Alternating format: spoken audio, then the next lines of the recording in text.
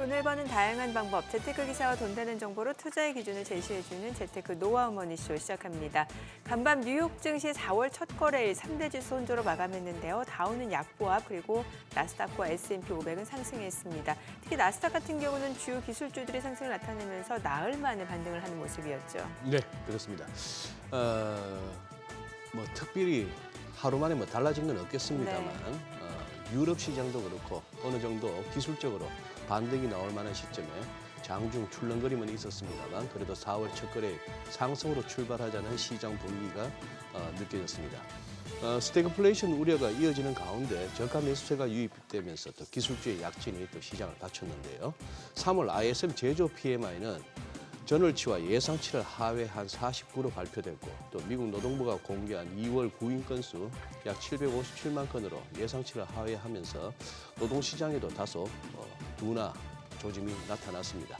엔비디아, 테슬라를 비롯한 M7 종목들은 상승세를 보였고 또 친트럼프 성향의 뉴스 채널 뉴스맥스는 상장 이틀째에도 폭등하는 모습을 보였는데요. 자, 이제 국채 수익률은 계속해서 관심을 끄는데 10년물 비교적 큰 폭의 하락을 보이면서 4.1%대까지 주저앉았습니다. 네, 어제 국내 증시 양시장 모두 올랐습니다. 코스피 1.6% 상승하면서 2,520선 회복이 됐고요. 코스닥도 2.7% 넘게 상승했습니다. 690선에서 거래를 마쳤는데 대장은 오름폭을 조정하는가 싶더니 이내 또 정치적 불확실성뿐만 아니라 관세에 대한 불확실성도 있는 가운데 저가 매수세가 유입되면서 상승폭을 확대해 나가는 모습이었습니다. 섹터별로 봤을 때는 삼성전자, SK하이닉스, 반도체주가 강세를 나타냈고요. 김승현 회장의 지분 증여 발표에 하나그룹주들도 동반 강세를 나타냈습니다. 코스닥 시가총액 상위 제약 바이오주도 강한 모습을 보여줬죠. 오늘 국내 증시 어제와 같은 상승세를 이어갈 수 있을지 주목해 보시면 좋을 것 같습니다. 오늘 하우머니에서는 1분기 잠정 실적 발표를 앞둔 삼성전자의 반도체 사업 부분에 대한 전망과 업황에 대해서 짚어보면서 주요 반도체 주들에 대한 상승 모멘텀도 짚어보겠습니다. 네, 지금 보고 계신 머니쇼는 SBS BJ과 유튜브에서 실시간 시청이 가능합니다. 더 많은 국내 주식 정보 받아보실 분들은 카카오톡 채널 머니랩 추가하시기 바랍니다. 그럼 먼저 빠르게 돌아가는 글로벌 증시 상황부터 정리해 볼까요? 최주연 아나운서 소식 전해주시죠. 굿모닝 마켓입니다. 오늘도 뉴욕 증시는 극심한 변동성 끝에 혼조세로 마감했습니다. 상호관세 발표가 초일기에 들어서면서 시장은 불확실성의 하루 종일 등락을 반복했는데요. 결국 장 막판에는 일부 저가 매수세가 들어오면서 시장을 떠받치긴 했습니다. 내일이 지나면 과연 이 변동성이 더 커지게 될지 아니면 해소될지가 초미의 관심사입니다. 오늘 마감 상황 보면 다우지수는 존슨앤존슨이 오늘 크게 빠지면서 하락세를 보였고요. S&P 500 지수와 나스닥 지수는 각각 0.38%, 0.87% 올랐습니다. 빅테크 기업들도 널뛰기 장세를 보이다가 결국 대부분 양전에 성공했습니다. 엔비디아는 1.63% 오르면서 5일간의 하락세를 끊었고요. 나머지 기업들도 대부분 1%를 넘는 상승세를 보였습니다. 특히 한동안 급락세를 보이던 테슬라가 오늘 3% 넘게 뛰었는데요. 테슬라는 1분기 전체 판매량이 전년 동기 대비 12% 줄어들긴 했지만 3월 판매량이 전년 동월 대비 34% 증가한 것으로 나타난 것이 호재로 작용했습니다. 또 이제 내일이면 1분기 인도량 성적이 공개될 텐데 투자자들은 이미 인도량이 부진할 것이라는 전망이 주가에 선반영됐다는 판단 속에 저가 매수에 나선 것으로 보입니다. 또 이외에도 메타와 브로드컴, 버크셔 해서웨이 모두 오른 가운데 일라일리만 하락세로 마감했습니다. 이제 시장의 시선은 전부 관세로 가 있는데요. 아직까지 구체적인 윤곽이 나오진 않았지만 몇 가지 계획들은 공개가 됐습니다. 우선 백악관에 따르면 상호관세는 내일 현재 시간으로 오후 4시, 우리 시간으로 오전 5시에 발표될 예정이고요. 상호관세는 공개되자마자 즉각 발효될 것으로 보입니다. 또 여러 가지 관세부과 방안들도 논의되고 있는 것으로 보여지는데 사실상 모든 수입품에 20% 관세를 부과하는 보편관세 방안, 국가별로 다른 관세를 적용하는 상호관세, 또 그리고 일부 국가를 상대로 미국에 수출한 제품 전반에 20% 미만의 관세를 부과하는 세 가지 선택안을 트럼프 행정부가 검토하고 있다고 외신은 보도했습니다. 이 세 번째 방안은 간밤에 나온 새로운 절충안인데요. 어떤 방식이 최종적으로 결정될지에 따라서 시장 방향성이 크게 달라질 것으로 보입니다. 이어서 오늘 나온 지표들도 살펴보면 간밤 공개된 신규 데이터들은 대체로 부진하게 나왔습니다. 우선 3월 ISM 제조업 지수는 49로 하락하면서 시장 전망치를 밑돌았을 뿐만 아니라 3개월 만에 위축 국면으로 돌아섰습니다. 구체적으로는 신규 주문 지수가 45.2로 떨어지면서 2023년 5월 이후 최저치까지 내렸고요. 공장 생산도 감소한 것으로 나타났습니다. 반면에 투입물 지불 가격은 69.4로 뛰면서 2022년 6월 이후 최고 수준을 보였습니다. 그동안 제조업은 작년 하반기부터 회복세를 보였지만 트럼프의 관세 폭격으로 다시 이렇게 둔화세를 보이고 있는 흐름인데요. 실제로 내일 광범위하게 관세가 부과될 경우 제조업황이 더 침체될 수 있어 주목해 봐야겠고요. 또 투입물 가격 상승으로 물가도 같이 오르는 이 스태그플레이션 현상이 나타날 수 있는 점도 경계해 봐야겠습니다. 이런 가운데 미국의 구인 건수는 전달 대비 줄어들면서 노동시장이 냉각될 수 있다는 점을 시사했습니다. 지난 2월 구인이직 보고서에 따르면 2월 구인 건수는 756만 8천 건으로 집계되면서 직전치와 예상치를 모두 밑돌았습니다. 물론 전반적인 해고율이나 채용률이 동일하게 유지되긴 했지만 전문가들은 구인 건수가 지속적으로 감소 추세를 보이고 있다면서 일자리 시장이 잠재적으로 활력을 잃을 수 있다고 평가했습니다. 국채 수익률은 급락했습니다. 10년물 국채 수익률은 0.08%포인트, 2년물 국채 수익률은 0.03%포인트 내렸는데요. 이제 하루 앞으로 다가온 상호관세 발표를 앞두고 위험 회피 심리가 지속되면서 채권 시장에 매수세가 몰리고 있고요. 오늘 전반적으로 지표도 부진하게 나오면서 성장 둔화에 대한 우려가 커진 것도 국채 가격을 끌어올렸습니다. 국제유가는 오늘부터 오펙에서 사실상 증산을 시작한 가운데 관세 부과를 기다리면서 큰 움직임을 보이진 않았습니다.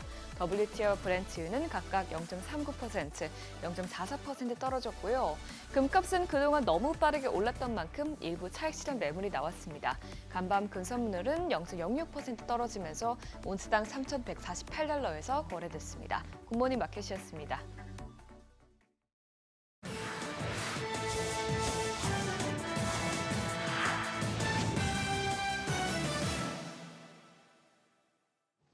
외신이 주목한 주요 이슈들 짚어보겠습니다. 먼저 월스트리트저널입니다. 해방의 날을 외친 트럼프의 입에 주목했는데요. 관세 계획에 대해 묻는 질문에 결정을 내렸다 직접 말하면서도 구체적으로 무엇을 정했는지는 밝히지 않았다 전했습니다. 그러면서 트럼프 팀이 다양한 아이디어를 제시한 가운데 모든 교역국에 20%의 동일한 관세율을 부과하는 보편 관세도 포함되어 있다 설명했고요. 미 무역대표부가 일부 국가를 대상으로 미국에 수출하는 제품 전반에 관세를 부과하는 방안도 검토하고 있다 전했습니다. 저널은 비공개 토론에서 트럼프가 가장 큰 우선순위로 관세로 수입을 늘리고 협상 카드로 사용하는 데 초점을 맞췄다 전하면서도 내부에서 극명한 의견 차이가 나타나는 등 혼란스러운 상황이다 짚었고요. 이런 가운데 백악관 대변인은 트럼프가 직접 발표에 나서고 그 즉시 발효된다 재확인했는데 마찬가지로 트럼프가 결정을 내렸다면서도 24시간 이내 알게 될 것이라며 즉답하지 않았습니다. CNBC는 트럼프 관세가 가져올 충격파에 주목했습니다. 임기 중 가장 큰 도박에 나섰고 판돈도 이 이상 클 수 없다라고까지 표현하면서 트럼프 관세가 이미 취약한 경제에 더 큰 위험을 안겨다 줄 것이다 진단했는데요. 바람대로라면 미국의 교역 우위를 다시 확보하고 제조업을 안방으로 끌어들이는 순기능을 할 수 있지만 관세로 이를 강제한다면 생산비용을 높여 결국 인플레이션을 촉발할 것이라는 우려가 나오고 있고요. 가뜩이나 침체 우려까지 겹친 상황에서 가장 큰 문제는 행정부의 누구도 그 목표가 어떻게 달성될지 그리고 어떤 대가를 치러야 할지 정확히 모른다 짚었습니다. 그러면서 트럼프 첫 임기 때도 무거운 관세를 부과했지만 당시엔 장기적 인플레이션 징후가 전혀 없는 상태였다면 이번엔 과거 1930년대 세계 무역 전쟁을 촉발한 스무트홀리 관세법 이후 본 적 없는 대통령의 야망에 따른 최악의 시나리오가 될 수 있다 경고하기도 했습니다.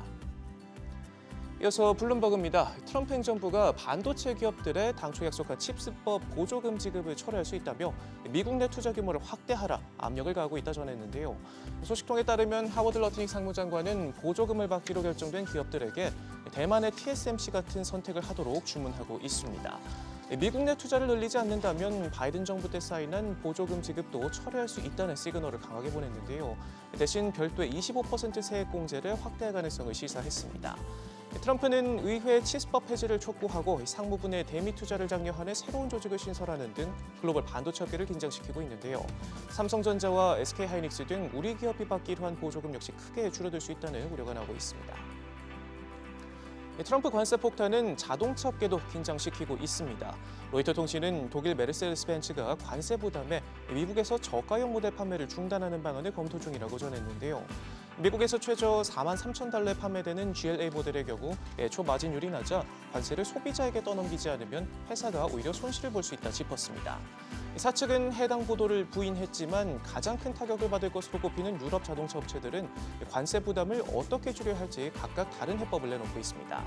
페라리는 차량 가격을 올리기로 했고 BMW는 최소 다음 달까지는 가격을 올리지 않고 회사가 비용을 떠안기로 했고요. 미국에 생산 기지가 없는 아우디는 공장을 새로 짓거나 계열사 폭스바겐의 테네시주 공장에서 더 부사리하는 방안을 검토하는 등 머리를 싸매고 있습니다. 미용계좌신문은 글로벌 파운드리 4위, 5위 업체인 대만 UMC와 미국 글로벌 파운드리 합병 소식을 전했습니다. 양사는 중국과 대만의 긴장이 고조되는 가운데 미국 내 공급 능력을 확보하기 위해 합병을 검토 중인데요. 만약 실현된다면 중국 SMIC를 제치고 단숨에 세계 3위 자리에 올라 2위인 삼성전자를 바짝 뒤쫓게 됩니다. 신문은 합병이 이뤄지면 성숙 공장 반도체에서 TSMC를 대신할 공급처가 될 가능성이 있다 싶기도 했는데요. 다만 합병이 실제로 성사될지는 지켜봐야 합니다. 일부 외신들은 글로벌 파운드리가 UMC 전면 인수를 위한 충분한 자금을 확보하지 못하고 있다며 중국과 대만 규제 당국의 합병 승인 여부도 불확실하다 전하기도 했습니다. 마지막으로 대만 연합보입니다. 글로벌 파운드리 신도 TSMC가 올 하반기 가오슝 2나노 공장에서 양산을 시작할 예정이라고 밝혔습니다. 최근 난쯔과학단지에서 열린 22팹 2공장 상량식에서 이같이 밝혔는데요. 축구장 46개 크기를 넘어서는 부지에 총 투자금만 우리 돈 66조 원에 달합니다. 이곳에 첨단 2나노 공정을 포함한 초대형 웨이퍼 공장 5개가 들어서게 되는데 1공장이 올 하반기 양산할 예정이라며 5년 이내 3,700조 원에 육박한 제품을 생산할 수 있을 것으로 내다보며 선두구치기에 나설 것을 자신했습니다. 지금까지 글로벌 비즈였습니다.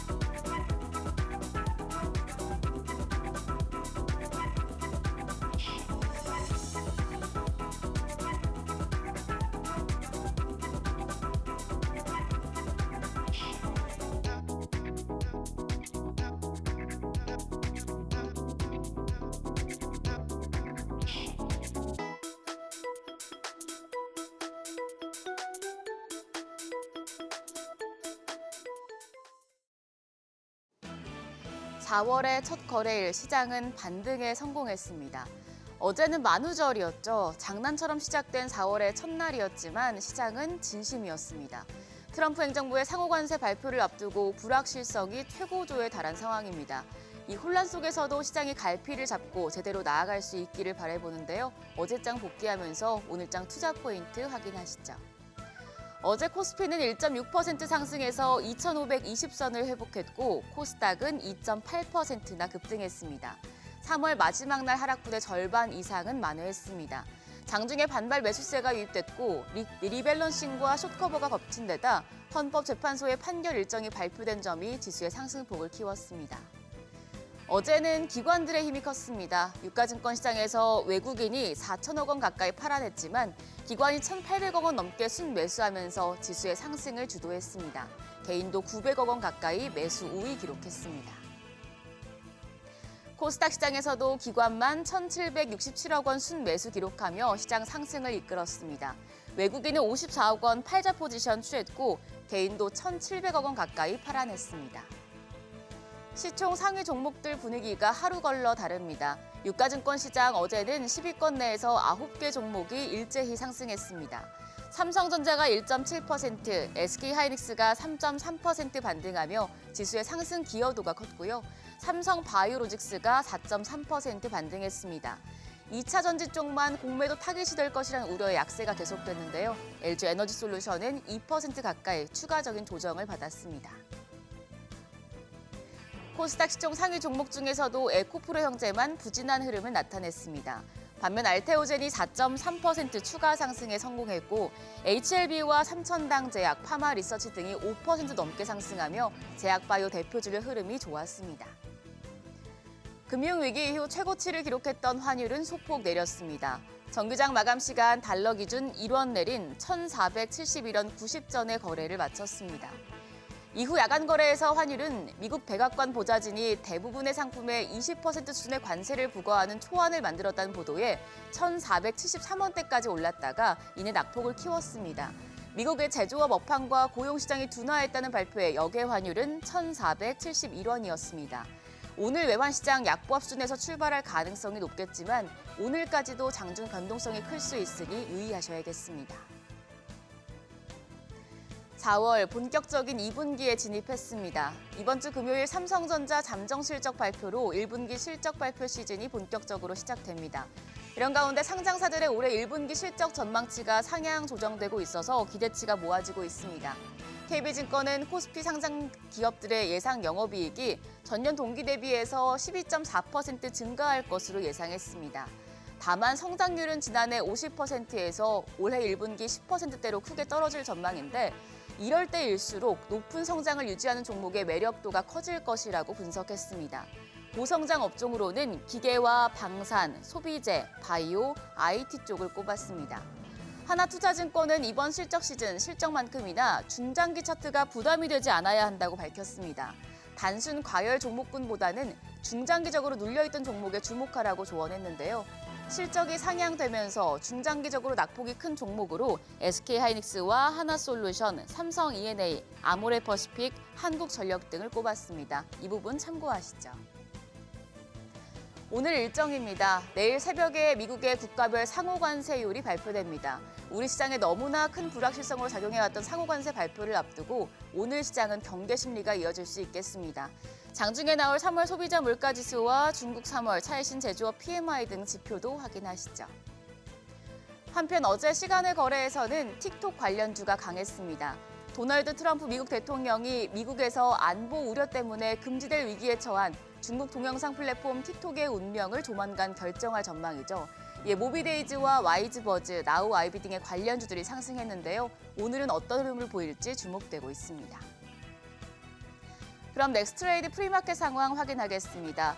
대체거래소 종목이 확대되면서 프리마켓 상황을 통해서 한국거래소 개장 분위기 가늠해 볼 수 있게 됐는데요.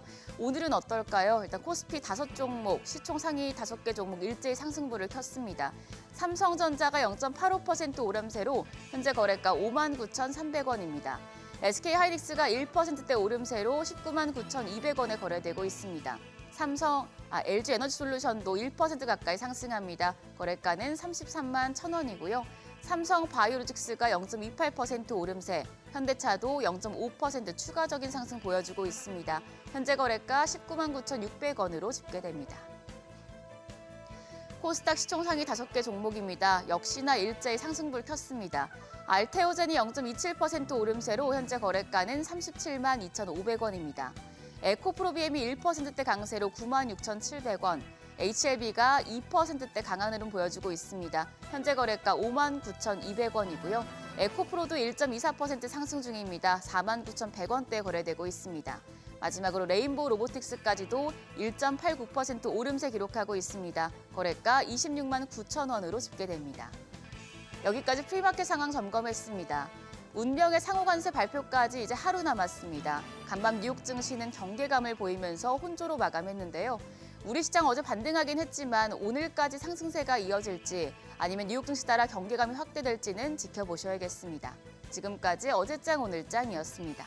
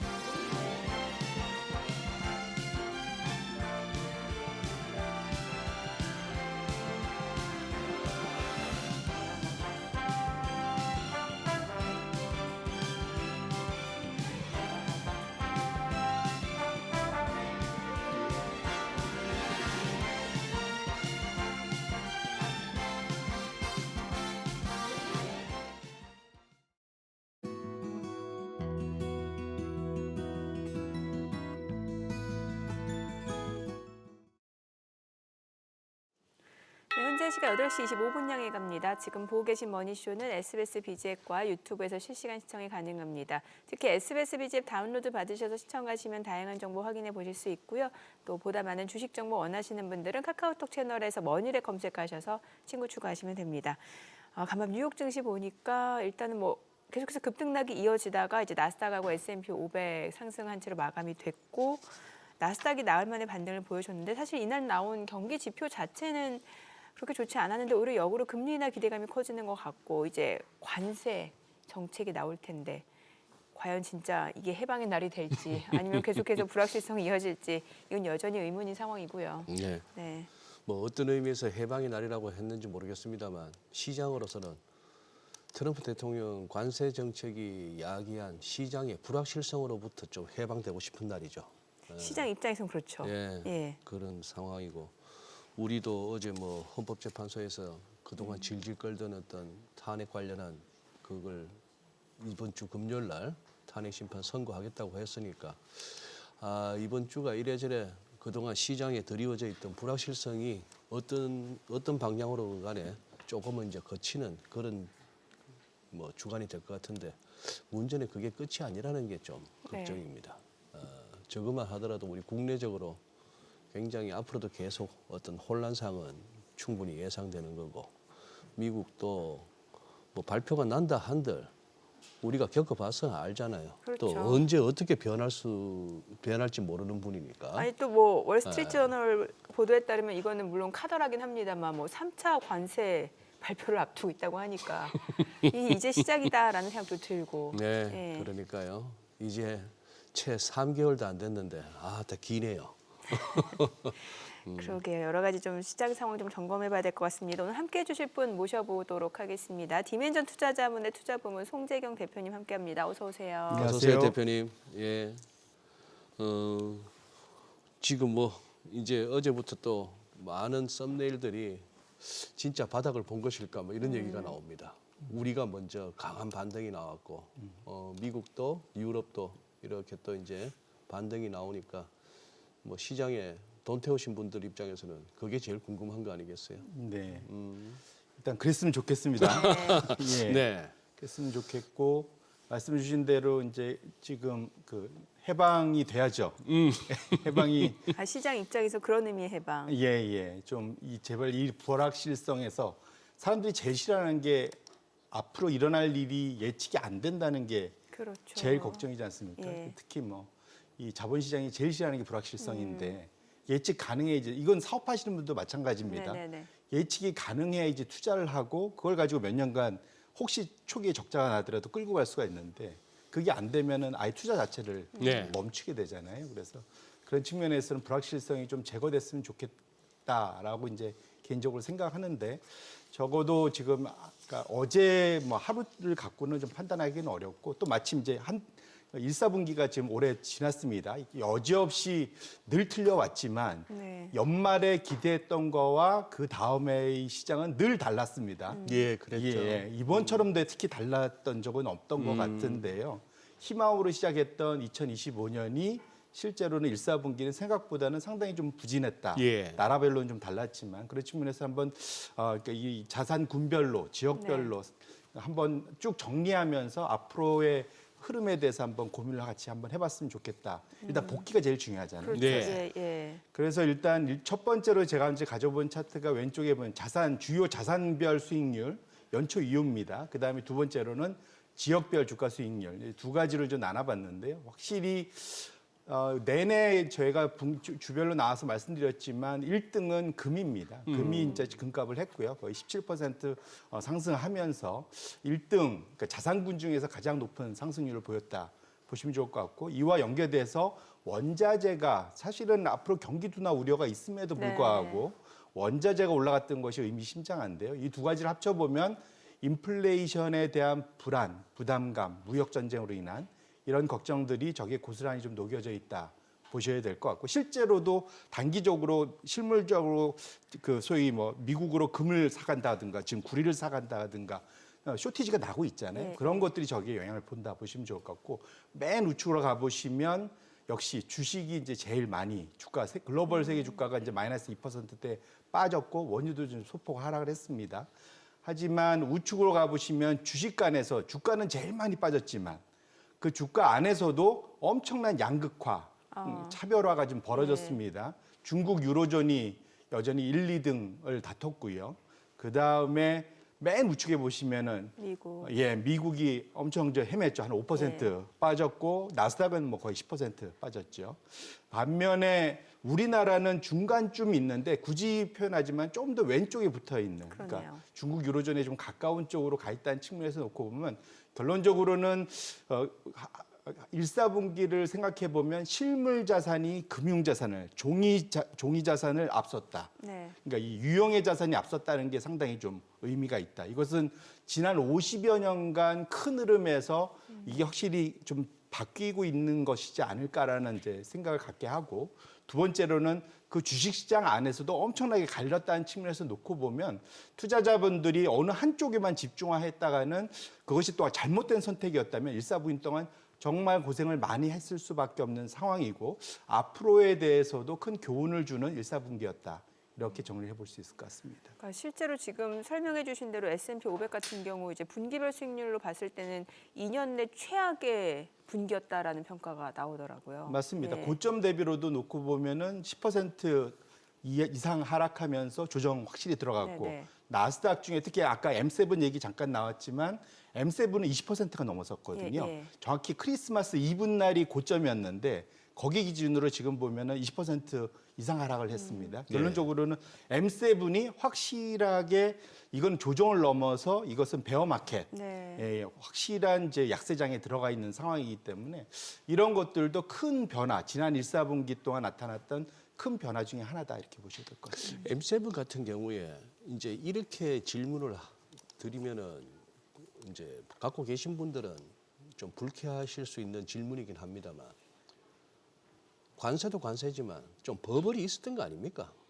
그 얘기는 사실은 작년 내내 있었고, 그래요? 네. 예, 사실은 그 밸류에이션에 대한 부담에 대한 얘기는 지속적으로 있었는데, 네. 왜냐하면 닷컴 버블과의 비교가 지난 2년간 있었습니다. 그렇습니다. 그렇죠. 예. 예, AI가 나오면서 재작년 여름부터 사실은 버블에 대한 논란이 있었는데 그것을 뚫고 승승장구를 사실은 해왔지 않습니까? 예, 실적으로 승승장구를 해왔는데 지금은 확실히 위협을 받는 게 밸류에이션 부담에 대한 얘기는 가장 있었던 상황에서 실적에 대한 우려가 앞으로 이제 나타날 수 있다는 건지, 왜냐하면 그 M7의 대부분의 기업들의 매출의 대다수가 절반 이상이, 특히 뭐 엔비디아는 70% 이상이 해외에서 나온다는 말이죠. 그러면 무역 전쟁이 일어나면 해외에서의 매출의 둔화가 충분히 가능한 얘기가 되고, 그렇게 되면 M7이 오히려 이 무역 전쟁에서 가장 큰 타격을 입을 수도 있기 때문에 그러한 걱정들이 이번 1사분기 내에 나타난 큰 원인 중에 하나다라고도 또 분석을 해볼 수 있을 것 같습니다.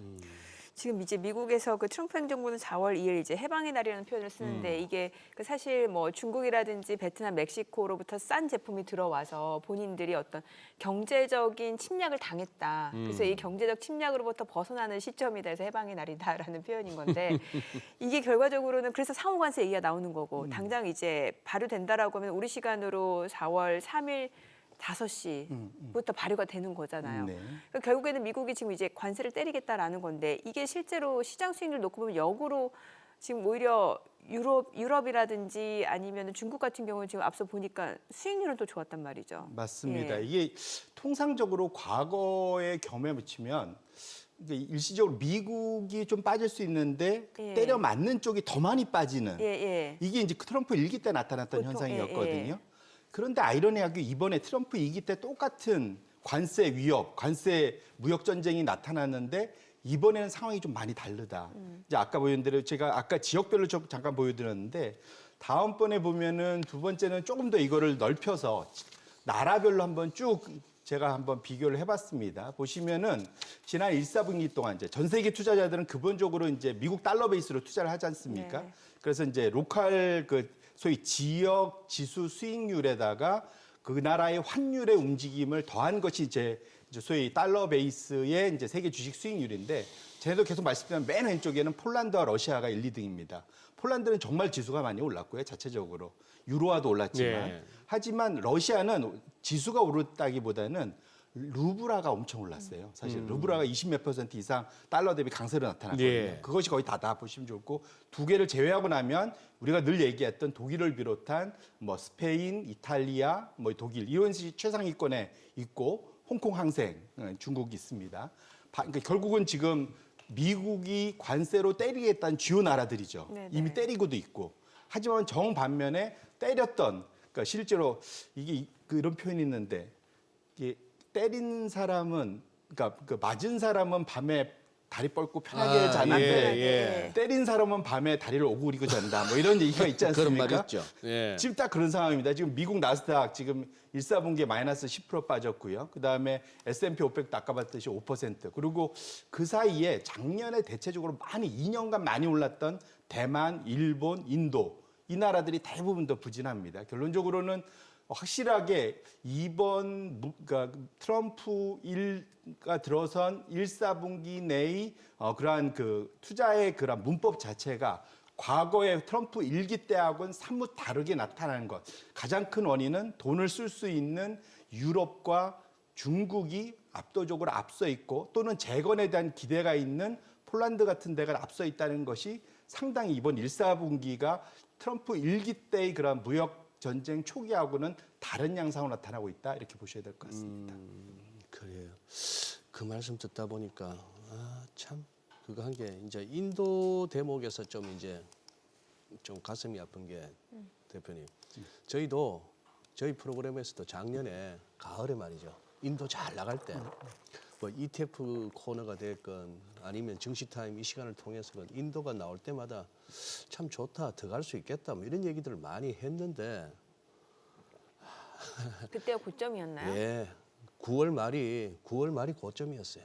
9월 말이 고점이고 인도 뭐 센세스 지수 같은 경우에 한 8만 6천 근방에서 지금 7만 6천 만 포인트 빠졌으니까 그것도 이렇게 7만 2천 근방 갔다가 이제 하니까 그것도 그렇고 유럽 쪽도 그렇고 뭐 저기 배트맨도 그렇고 항상 우리 이런 프로그램에서 회자되면서 여의도에서는 또 관련한 상품 나오고 ETF 나오고 레버리지까지 쓰시죠. 이런 미션 나온 게 늘 결과적으로 안 좋았어요. 결국 우리 한국 사람들의 개인 투자자들의 그 코 묻은 돈까지 탈탈 들어가야 정점을 찍더란 말이죠.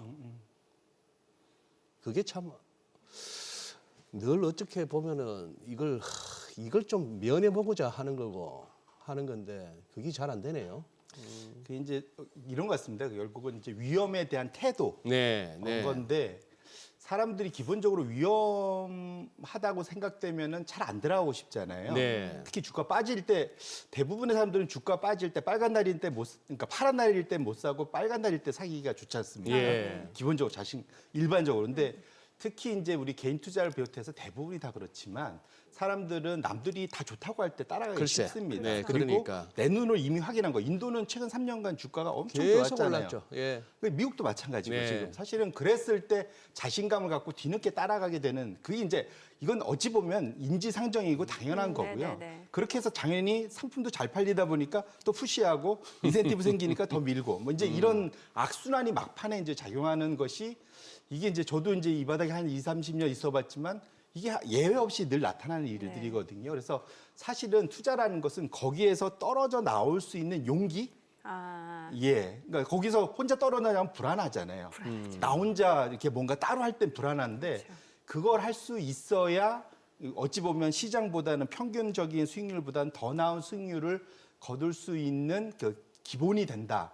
그런 측면에서는 어찌 보면 투자는 DNA다라고 평가하는 사람들도 있습니다. 어렵네요. 네. 저는 요즘 달러 방향 예측이 좀 쉽지가 않은 게 한참 저희 방송할 때 그 달러 인덱스 막 108 이때 갈 때 있었잖아요. 지금 104 정도까지 내려온 상황인데 사실 뭔가 불확실성이 있을 때는 이제 투자자 심리 측면에서 보면은 안전자산을 좀 선호할 수밖에 없는 게 있습니다. 그러다 보니까 뭐 금 가격도 최근 올랐고 채권도 좀 올라가는 추세인데 이제 달러라고 하면 이제 달러 자산, 달러 베이스 자산을 사람들이 살 법도 한데 오히려 달러는 좀 떨어지고 있는 모습이라서 이게 앞으로 또 어떨지도 궁금하고요. 맞습니다. 이게 또 이게 아까 제가 맞은 놈이 예. 때린 놈보다 낫고 때린 놈이 오히려 더 오그리지 않은 이제 이게 이 트럼프 일기하고 전혀 다른 모습을 보인다라고 말씀드렸는데 달러도 상당히 미국 달러도 좀 특이한 모습을 보이고 있습니다. 예. 지금같이 불안한 상황이면 말씀 주신데 일반적으로 안전사안 선호 때문에 미국 달러가 더 강세로 가야 되거든요. 그래요? 예. 이게 이제 우리가 달러 스마일이라고 하지 않습니까? 네. 미국이 네. 좋을 때도 달러 강세, 네. 미국도 나쁘지만 전 세계 같이 나쁠 때도 달러 불안할 때, 강세. 맞아요. 예. 이게 이제 달러 스마일인데 지금 상황은 좀 전 세계적으로 불안해지고 안 좋아지는 상황이기 때문에 달러 강세로 가야 네네. 되는데 정반대로 가고 있다는 게 그러게요. 특이하거든요. 예. 대표적으로 보시면 러시아 루블화가 아까 말씀드린 대로 연초 이후에 마이너스 25% 달러 대비 그러니까 강세로 간 겁니다. 네네. 25%라 강세로 갔고 그 다음에 대부분 달러 지수를 그 소위 그 만들고 있는 그러니까 소위 스웨덴 크로나, 일본 엔, 유럽 유로 이것이 달러 지수의 주요 통화들이지 않습니까? 네. 이것이 달러 지수 마이너스 4% 하락하는 동안 다 강세로 갔습니다. 여기 중간에 작년에 그렇게 헤맸던 브라질 레알화까지 강세로 갔거든요. 여기 이제 최근에 금리를 다시 올리고 있습니다. 이런 것들 결론적으로는 전반적으로 지금 상황 자체가 미국이 때리고 있는데 이렇게 놓고 보면은 트럼프가 하고 싶은 정책 중에 하나는 달성했네요. 약달러. 아하, 약달러. 예. 약달러를 달성했네요.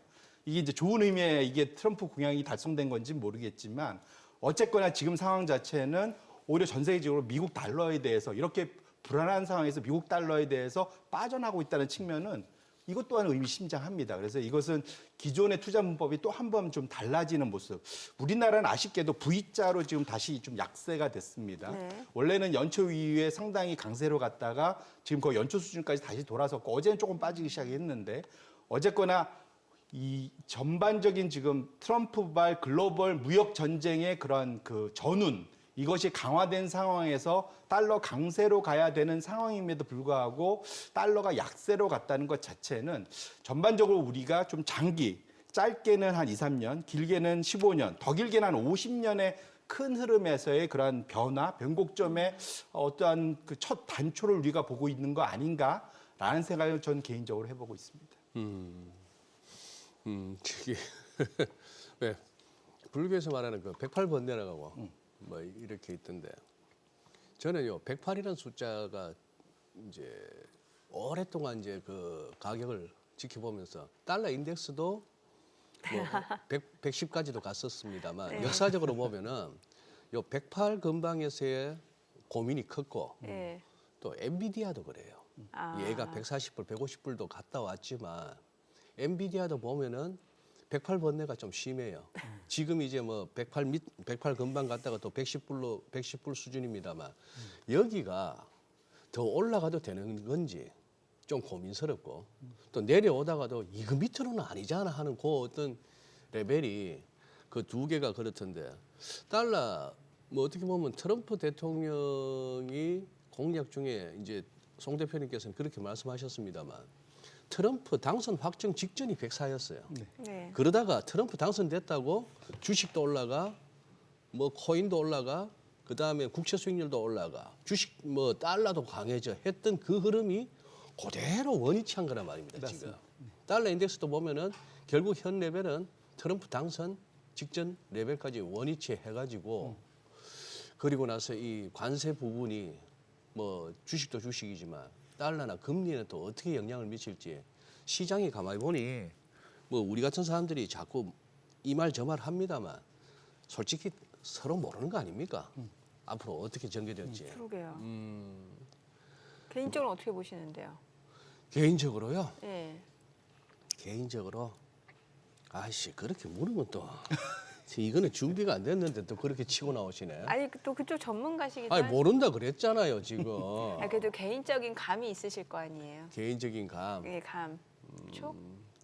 뭐 어수선해지면 일단 달러 찾는데 네. 이러다가 뭐 관세가 생각보다 안 좋은 효과가 나서 시장이 글로벌리 힘들어지면은 제 일감은 달러 하겠지만 아마 그 세월 그 기간 좀 지나고 나면은 너희들 별거 있냐 해서 뭐 또 내려오지 않겠냐 싶은 그런 상황인데. 달러가 좀 올라갔다 다시 예. 좀 내려올 수도 있다. 예, 그래서 지금은 오히려 지금은 모든 게 고점 대비 이렇게 꺾였다가 달러 인덱스도 마찬가지, 미국 금리도 마찬가지, 지수도 마찬가지입니다만 그동안 급하게 내려왔던 거에 대해서 일단은 아니잖아 하는 어떤 그 국면이 지금 4월에 전개되지 않을까 싶은 게 뭔가 기본적인- 되돌림 반등을 좀 기대해 되돌림 볼수 있다. 반등의 뷰. 그게 이제 오케이. 저의 뷰인데 그러시죠. 우리 송 대표님께서 이제 작년에 저희 프로에서 어떻게 보면은 그거세요. 계속해서 위를 외치는 쪽이 전반적인 어떤 시장 분위기일 때 그래도 계속 좀 조심하자 쪽으로 이렇게 한번 균형을 잡아주신 역할이었는데 금년 들어서 1, 2, 3, 1분기 동안에는 다들 힘들었어요. 이제 2분기가 접어듭니다. 지금 또 4월에 대한 기대감은 또 나름 있는 게 과거에 또 늘 3월이 특히 안 좋았고 1분기가 안 좋았으면 4월은 또 좋았다 하는 또 그게 있거든요. 역사적 경험이. 계절성이 있죠. 네.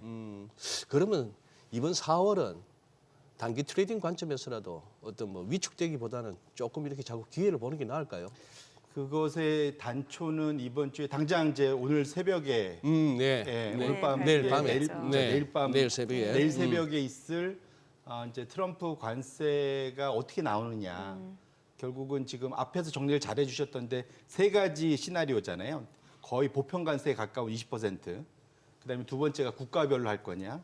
마지막으로는 그러니까 품목별로 할 거냐. 제가 한 세 가지로 나눠서 대체 어디로 갈지는 아무도 모른다. 네. 뚜껑을 열어봐야 된다. 뭐 이런 거였지 않습니까? 그래서 그러니까 사실은 이제 그것이 어느 정도 해방의 날이라는 게 이제 그러니까 시장의 입장에서 해방의 날이라는 건 이제 트럼프 관세가 생각보다는 좀 약하게 나와주고 그 다음에 다른 나라들이 보복이 안 나올 거라는 그러한 이제 어느 정도의 좀 안심 네. 예측이 되는 수준으로 내일 나와준다면 그러면 정말로 이 1사분기의 조정이 바닥이었을 수 있는 그러한 이제 상황이 될 수 있을 것 같고요.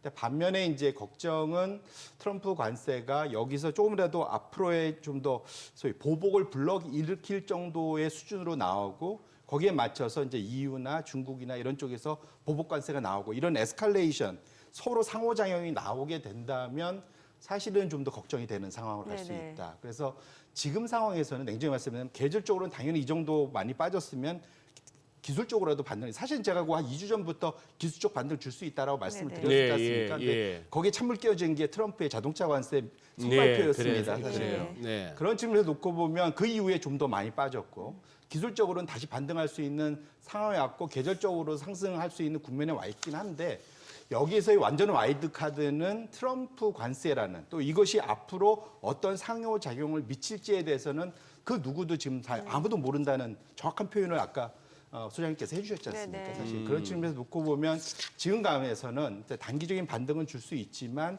트럼프의 그러한 발표에 대해서 그거는 정말 뭐가 나올지 모르는 상황인데 적어도 그 세 가지 중에 솔직히 속내는 보편적 20% 수준에 가까운 쪽으로 끌고 가고 싶어하는 것은 네. 분명 있어서 그것 쪽으로 가는 속도에 따라서 단기 반등의 기간과 폭은 상당히 조정이 될 수 있겠다 이렇게 말씀을 드립니다. 네.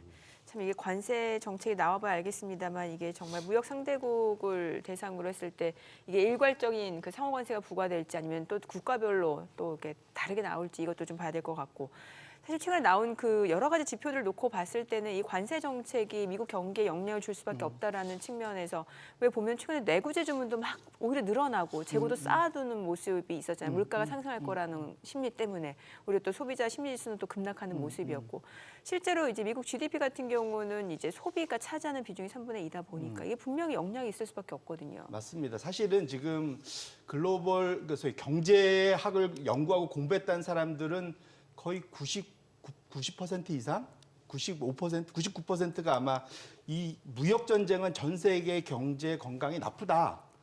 다 같은 처방을 지금 내리고 있어요. 진단. 예. 그래서 그 그게 처방은 어떻게- 안 하면 좋겠다. 그게 어떻게 보면 상식 아닙니까? 예. 예. 왜냐하면 그것은 지난 1940여 년대의 가트 체제가 출범한 예. 이후에 세계화하면서 전 세계가 거기에 혜택을 다 누려왔단 말이죠, 사실은. 그것을 지금 되돌리려고 하고 있기 때문에 다들 좀 걱정하고 네. 있는 거거든요. 근데 지금 특히 미국 사람들이 걱정을 제일 많이 합니다. 가장 큰 이유가 뭐냐면 제가 차트를 하나 갖고 재밌는 차트를 장기 차트를 갖고 왔는데 보면 이게 이제 100여 년 전에 정확히는 1930년도부터 발효가 됐던 스무트 홀리 관세.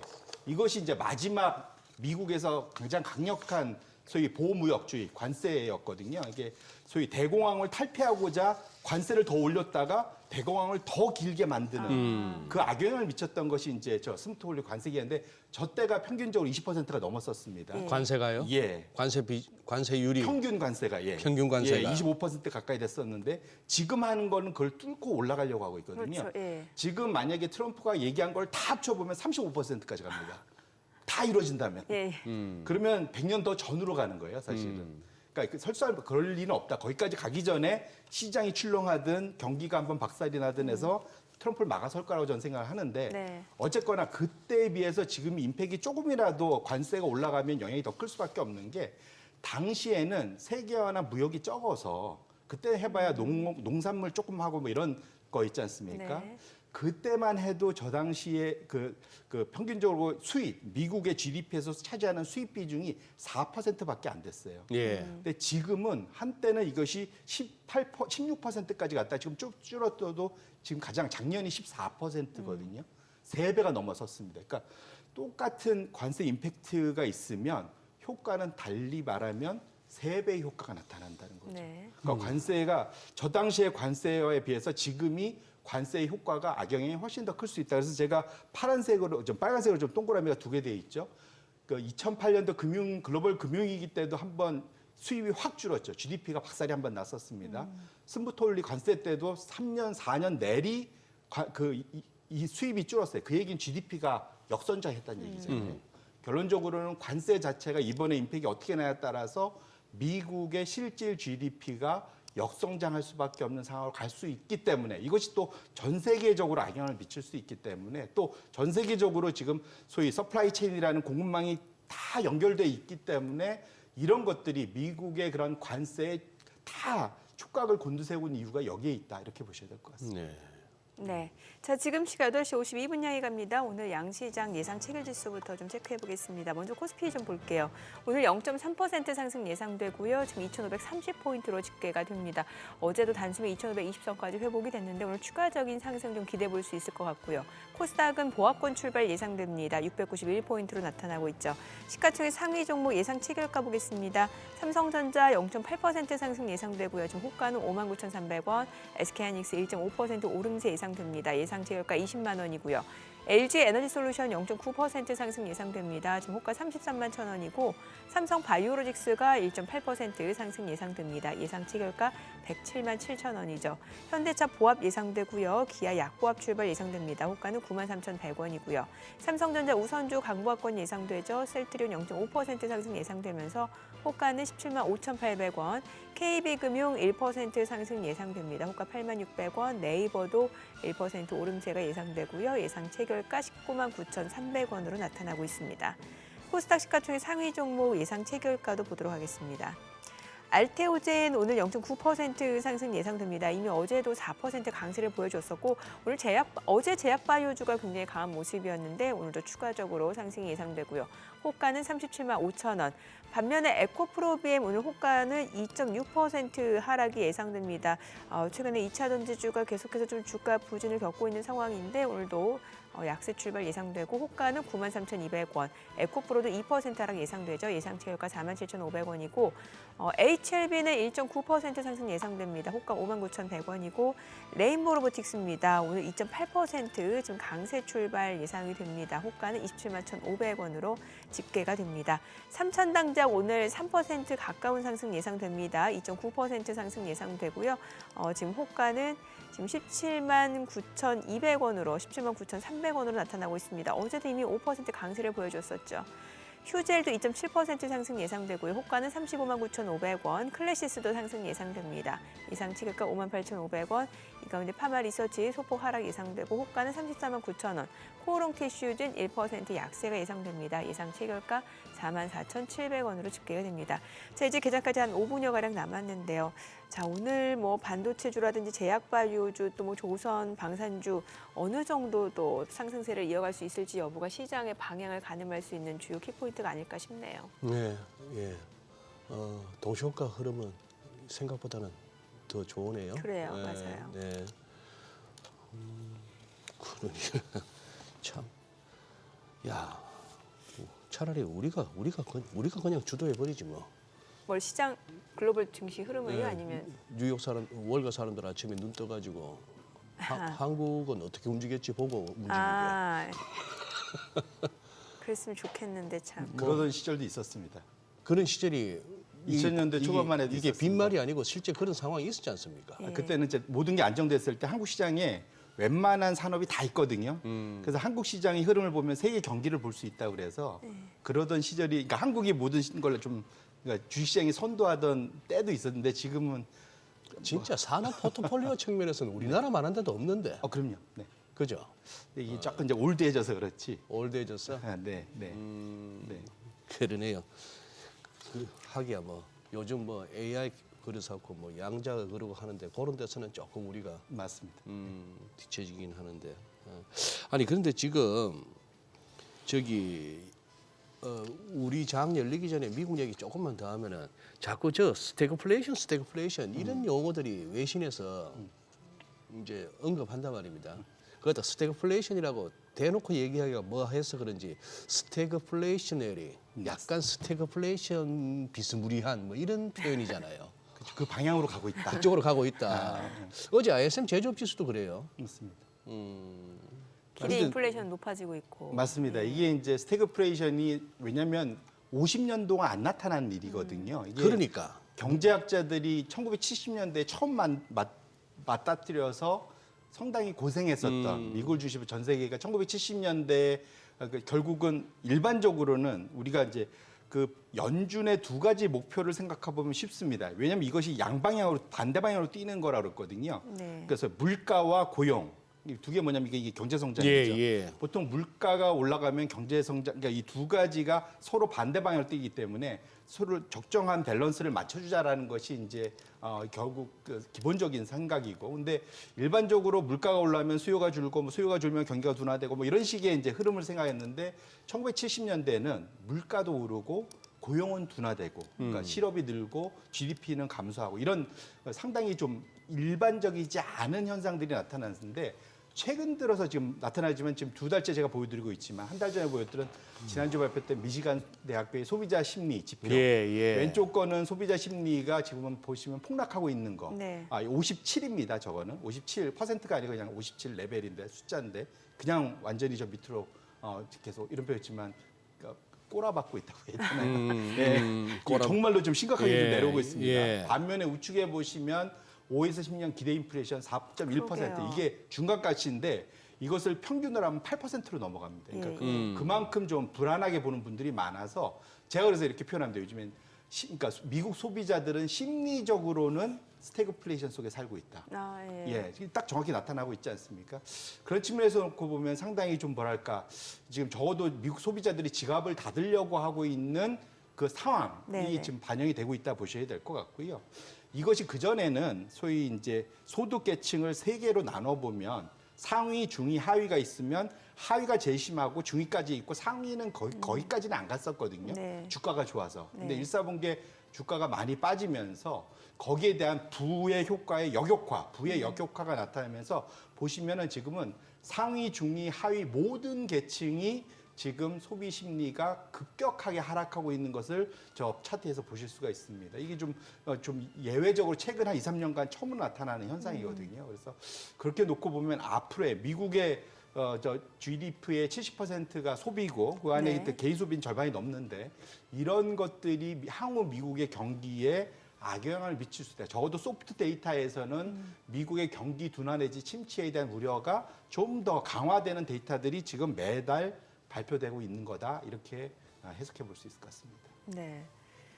그러면 이게 이제 소비자 심리 지수가 이제 급락하고 있다는 건 확인이 됐는데 미국도 보면은 지금 양극화 현상이 굉장히 심하잖아요. 그리고 실제로 소비 자체가 아무래도 그 최상위 소득계층에서 좀 이루어진 측면이 있기 때문에 이게 또 소득별로도 차이가 있는지도 좀 궁금하거든요. 예, 그래서 제가 아까 잠깐 예. 말씀드렸던 게 미국 소비자 기대 심리의 소득별 지표가 동시에 다까지 빠진 거.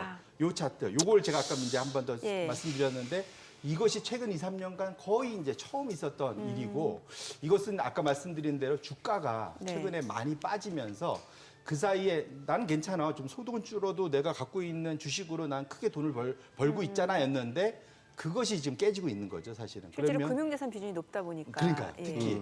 특히 저 상위 계층, 소득 상위 계층들은 이 주식을 포함한 금융자산이 전체의 절반 뭐 이렇게 맞아요. 되거든요. 예. 그러다 예. 보니까 이쪽의 악영향을 가장 또 심하게 받고 있습니다. 그래서 지금 속도가 좀 떨어진 속도가 빨간색이 네. 더 빠르잖아요. 예, 그렇게 예. 놓고 보시면 소득 알겠습니다. 자, 국내 증시 흐름 확인해 보죠. 개장합니다.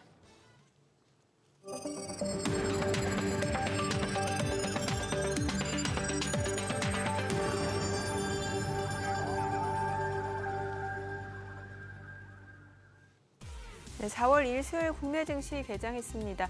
어제 국내 증시 양시장 상승 마감했습니다. 코스피도 이제 2,520선까지 회복이 됐고 코스닥도 굉장히 많이 올랐습니다.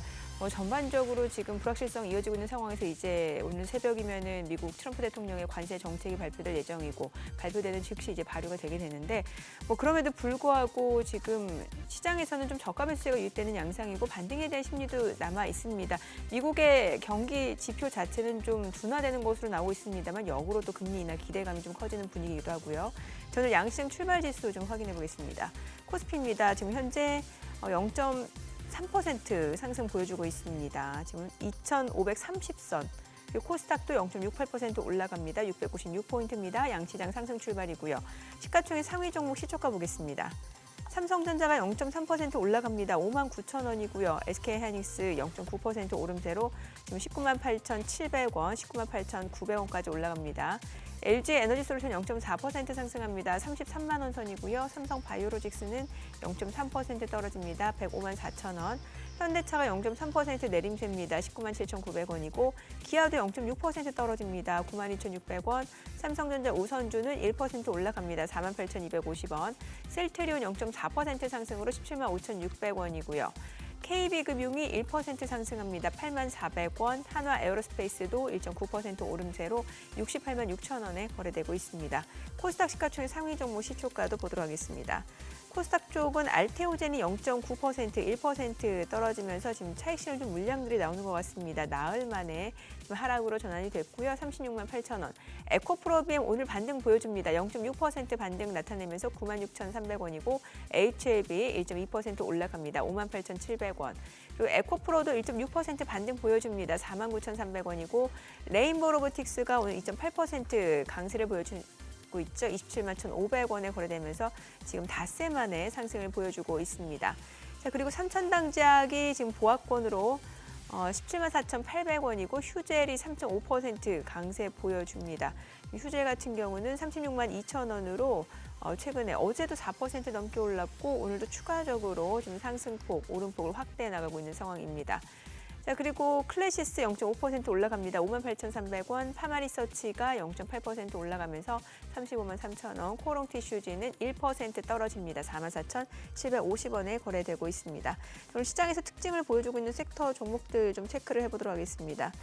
오늘 로봇주들이 전반적으로 좋습니다. 지금 제가 살펴봐드렸던 레인보우 로보틱스 말고도 UL 로보틱스가 지금 23% 급등을 보여줍니다. 76,000원 선을 넘어서고 있고요. 휴림 로봇도 지금 6% 강세입니다. 2,110원 선 흐름 이어집니다. 그리고 RS 오토메이션도 3.6% 상승하면서 14,020원에 거래되고 있고요.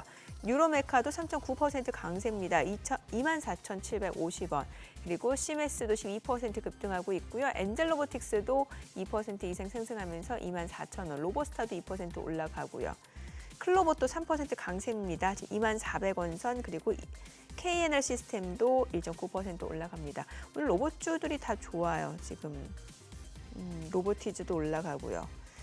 에브리봇도 2.6% 상승 보여주고 있는 상황이고요. 오늘 로봇주들 흐름 좋고요. 그 밖에는 앞서 보셨던 이제 미용기기, 미용 의료기기 관련주들 좋은데 지금 레이저 옵텍이 11% 급등합니다. 12,000원을 넘어섭니다. 그리고 휴젤 보셨다시피 지금 2거래일 연속 상승세가 이어지고 있고 하이로닉도 2.5% 올라갑니다. 5,330원에 거래되고 있고요. 레이저 옵텍 보셨죠? 두 자릿수 상승률, 파마리서치, 라메디텍도 1% 이상 올라가고요. 히온스 글로벌, 휴메딕스까지도 오늘 상승 흐름 보여줍니다. 오늘은 뭐니 해도 그래도 로봇주 상승세가 눈에 띄고 있는 모습이고 수급 상황 좀 체크를 해보도록 하겠습니다. 오늘 유가증권 시장에서 개인 투자자 순매수 보여줍니다. 1,077억 원 매수 우위고 외국인과 기관은 각각 863억 원, 235억 원 순매도고요. 코스닥 쪽에서는 개인 투자자가 323억 원 매수 우위, 외국인과 기관은 각각 280억 원, 23억 원 순매도를 나타내고 있습니다. 오늘 외국인 선물에서 좀 많이 매도합니다. 이미 2,500계약 매도 우위를 나타내고 있는 상황입니다. 환율 체크해 보겠습니다. 달러 원 환율입니다. 정기장 마감 대비로 40전 하락한 1,471원 50전에 개장이 됐습니다.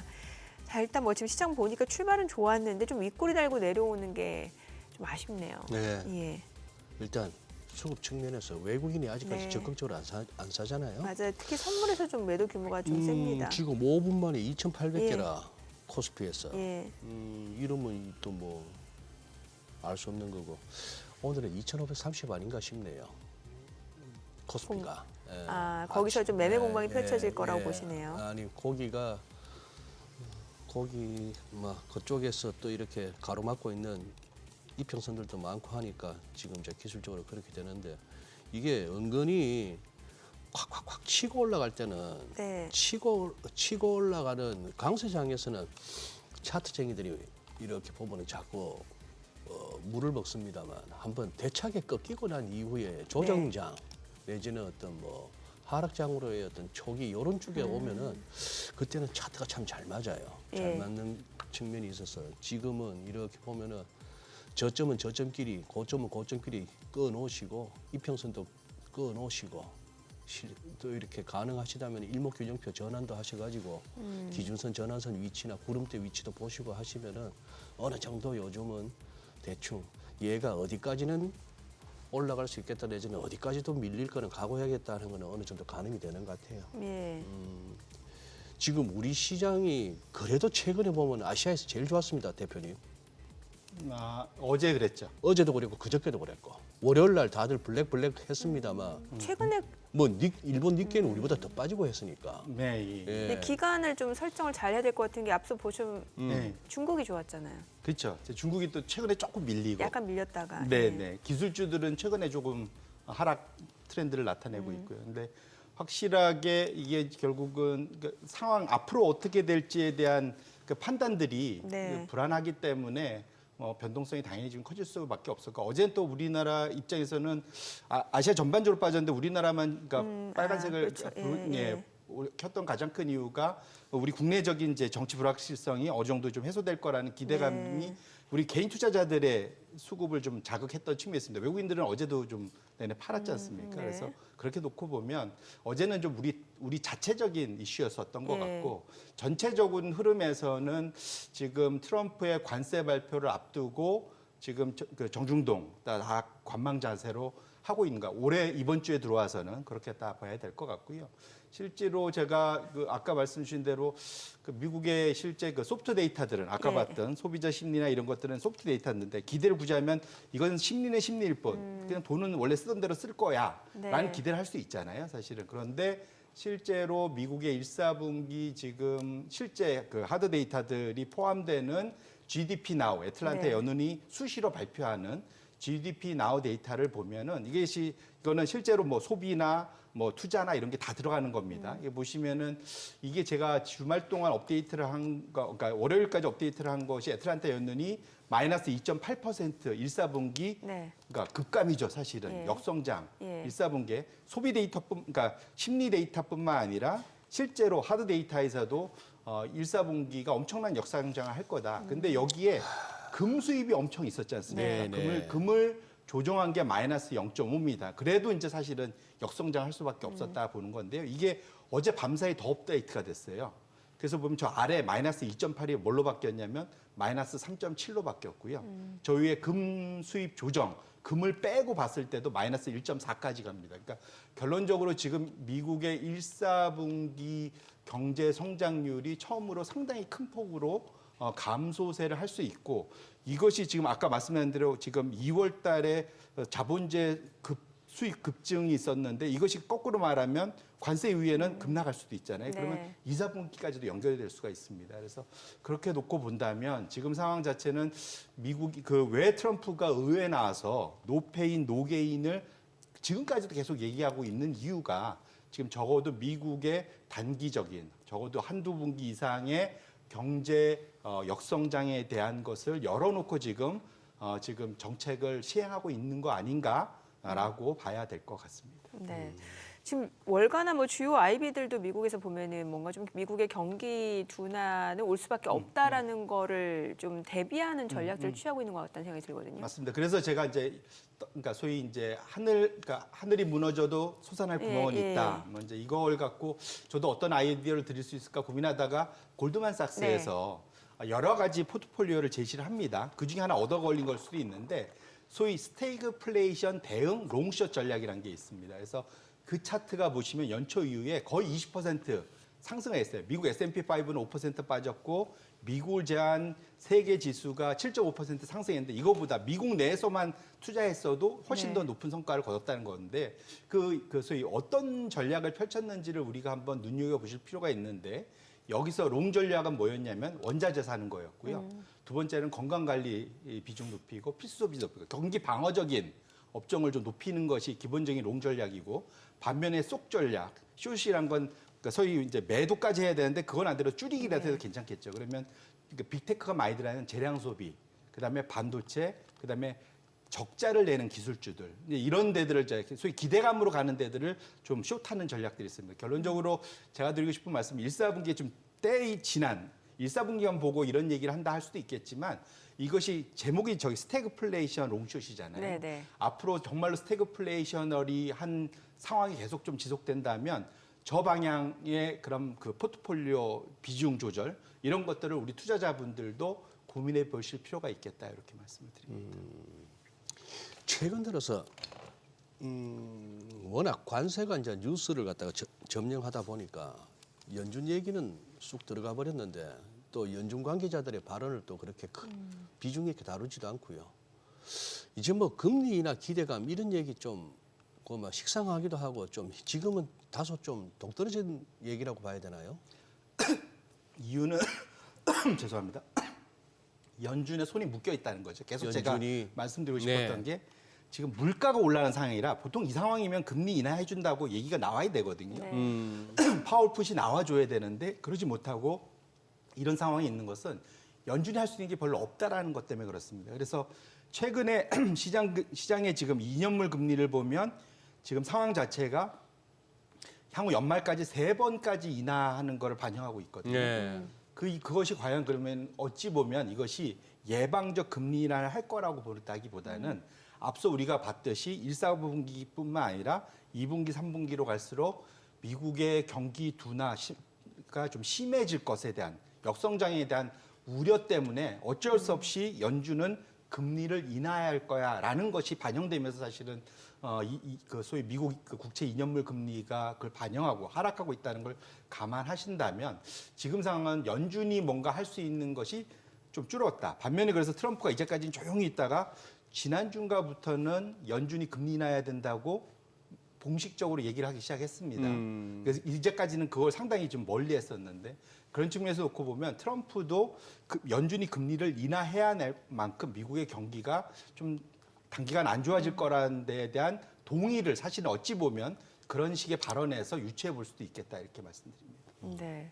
아니, 금 가격은 뭐 지금 계속해서 고공행진을 이어가고 있는 상황이에요. 지금 뭐 3,500달러까지도 갈 수 있다, 온수당 이런 전망까지 나오고 있잖아요. 예, 제가 아마 금 얘기는 예. 가장 오래전부터 많이 말씀을 드렸었던 것 같은데 이제는 굳이 오늘 제가 이 자리를 갖고 온 건 조금 워워할 때가 워워. 됐다. 예. 예, 거꾸로 지금은 너무 다 금에 대해서 자신감들이 다 넘치신 것 같아요. 그래서 이제 재미있는 차트를 제가 하나 갖고 왔는데 이게 뭐냐면 제가 전에 샤프 비율이라는 걸 한번 소개시켜드린 적이 있습니다. 네. 샤프 비율이 딴 거 아니고 그냥 주가가 20% 갈 수도 있는데 10% 빠졌다가 25% 올라가서 20% 갈 수도 있잖아요. 예. 이 변동성을 감안한 그러니까 성과 이것이 이제 샤프 비율입니다. 이것이 높을수록 조정 없이 잘 갔다라는 얘기죠. 어찌 보면 좋은 건데 문제는 이게 52주 이동 평균의 금의 샤프 비율을 보시면 이것이 지금 저 기준으로 1.6까지 갔거든요. 저 수준이. 네. 이것이 1975년도 이후 엄청 긴 차트죠. 1975년도 이후에 이제까지 3번 정도 저기에 도달을 했었고 이번이 4번째 도달했습니다. 저 도달했을 때는 작게는 20, 30%, 크게는 그보다 훨씬 더 많이 조정을 받았었다는 거죠. 그래서 지금 금 가격이 단기적으로는 정말로 트럼프 관세 때문에 해외 런던에 있는 실물금들을 미국으로 갖고 오면서도 엄청 폭등한 측면이 있거든요. 네. 이것이 일단락되고 나면 사실은 좀 단기 조정 가능성이 충분히 있습니다. 그래서 혹시라도 금 하시면서 못 사셨던 분들 또는 지금 갖고 계신 분들은 못 사셨던 분들은 좀 지금부터 만약에 투자를 하시고 싶으시다면 제발 좀 길게 분할 매수하셔라. 아니면 지금 이미 갖고 계신 분들 입장에서는 어찌 보면 이미 들어가셨던 분들 입장에서는 저런 조정에 대해서도 일정 부분 마음의 가짐 뭐 이런 것들도 있을 수 있어서 금에 대해서도 세상이 영원히 무조건 가는 건 없지 않습니까? 그렇죠. 그래서 그렇게 놓고 보면 금에 대해서도 일정 부분은 과매수 구간에 들어가는 것만은 분명하다 이렇게 말씀드립니다. 일론 머스크가 그동안 썰만 무성하던 이제 포토녹스에 가서 진짜 금 얼마나 있는지 한번 체크 한번 해볼래 소리를 하더라고요. 그게 또 어떤 식으로 또 금 가격에 영향을 미치려는지 가보니 생각했던 것보다 좀 재고가 비는데 할 수도 있고. 그럼 큰일 납니다. 그러면 큰일 나는 거죠. 큰일 납니다. 예. 그렇게 되면은 혹시 그래도 그렇다고 말 못합니다. 한 깨물어 보니까 이게 막 쉽게 떨어지네 도금이 뭐 이런 식으로 나온다면은 그러지는 않을 거라고 좀 기대합니다. 요거는 그냥 짧게 지금 또 하나 속보가 뜨길래 중국군이 대만 해협 중부와 남부에서 추가적인 해상 훈련 헤드라인만 떴습니다. 그리고 지금 자꾸 이란 쪽에 자꾸 언급을 하잖아요. 네. 다소 좀 뜬금없다는 느낌도 들 만큼 이란을 갖고 시비를 건단 말입니다. 트럼프 대통령이. 네. 그리고 실제 전략 무기들이 움직이고 있고 심지어 주일미군도 일부 저쪽으로 뺀다는 얘기도 들리고 요거 어떻게 보세요? 가까운 시일 내에 어떤 시장의 변수가 될까요? 그건 정말 알 수 없죠. 알 수 없는 일이죠. 그리고 네. 트럼프 대통령이 2차 관세라는 무기를 개발했지 않습니까? 네. 지난주 제가 말씀드렸는데. 2차 관세 맞아요. 예. 2차 관세를 2차로 이제 우방국들한테는 직접 관세를 뜯어내고 2차가 소위 말하는 적대국들한테는 그 적대국과 거래하는 우방국이 거래 못하게 만드는 2차 관세를 쓰겠다. 그런 거지 않습니까? 전반적으로 트럼프의 전략은 소위 전쟁을 불사하는 방향은 아닌 것 같아요. 왜냐하면 전쟁은 비용이 너무 많이 든다고 판단을 하는 것 같고 그렇게 놓고 보면 이제 우려하시는 건 전쟁 우려를 말씀하시는 걸 저는 이해를 하는데 적어도 지금까지 트럼프의 방향성을 놓고 보면 전쟁 가능성은 좀 항상 마지막 순위에 가 있지 않나 싶고 이번에 미국에서 지금 난리 나고 있는 소위 SNS로 서로 지금 후티 공격하는 거 공유됐다는 것도 보시면 실제로는 그 참모들은 한 달 후에 했으면 좋겠다 뭐 이런 얘기도 했었잖아요. 그래서 그렇게 놓고 본다면 전반적으로 강공으로 나오는 것 같긴 하지만 트럼프의 정책 자체는 생각보다는 좀 쉬운 거는 하지만 지금 이란만 해도 사실은 이런 중동 전체에도 소위 그 새로운 중동 전쟁을 불사하는 거지 않습니까? 그래서 그러기까지 갈까에 대한 또 왜냐하면 그건 또 러시아하고도 연결이 돼 있지 않습니까? 그래서 거기까지 갈까는 저는 그렇게까지는 기대하고 싶지 않습니다. 네, 알겠습니다. 오늘 여기까지 듣겠습니다. 네. 잘 들었습니다. 고맙습니다. 네, 오늘 들으신 내용과 관련해서 더 다양한 정보 원하시는 분들은 카카오톡 채널에서 머니랩 검색하셔서 친구 추가하시기 바랍니다.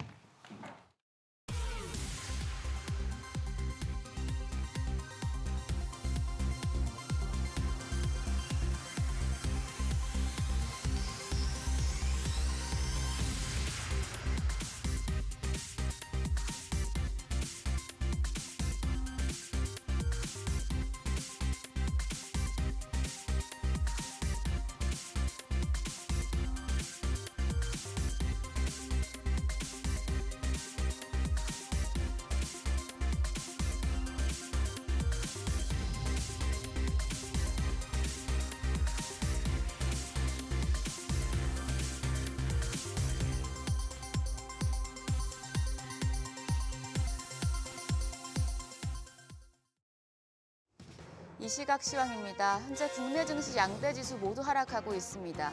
미국의 상호관세 발표가 하루 앞으로 다가왔다 보니 아무래도 시장 경계 심리가 다시 한번 커지는 모습입니다.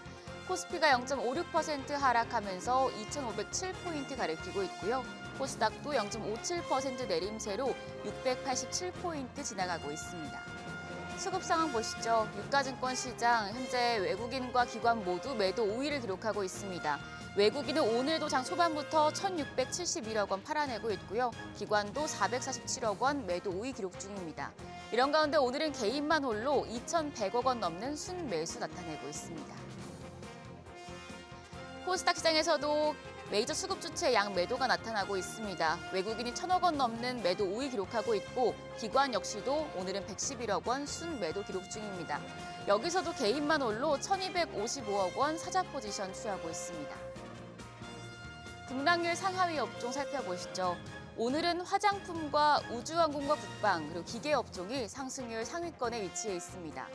반면 자동차와 가정용 기기와 용품 쪽, 그리고 항공화물 운송과 물류 업종이 하락폭이 큰 것으로 집계됩니다.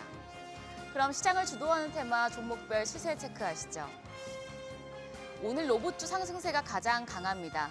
삼성 SDI와 현대차그룹이 공동으로 로봇 배터리를 공동 개발한다는 소식이 전해지면서 로봇 그리고 로봇 부품주들까지도 주목받고 있습니다. 더불어 한국노동연구원에서 로봇이 인간 일자리를 잠식하는 게 아니라 오히려 로봇 도입으로 임금이 인상되고 고용률이 상승할 것이란 보고서가 나온 점도 관련주에 영향을 주고 있습니다. 유일 로보틱스가 오늘 24.4% 시세 분출합니다. 거래가는 76,800원입니다. 큐림 로봇이 6% 가까이 오르면서 2,105원. SBB테크가 4.73% 오름세로 거래가는 21,050원입니다. 더불어 클로봇이 3.59% 오름세, 에브리봇도 1.78% 강세 보여주고 있습니다.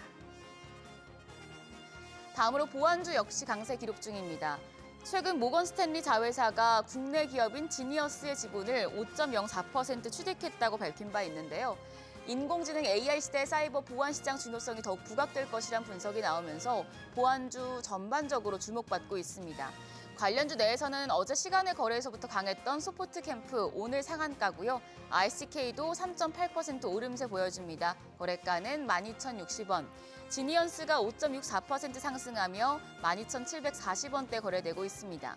그 밖에 SSR이 3% 가까이 오르고 있고 코닉 오토메이션 역시도 1%대 강세 기록 중입니다.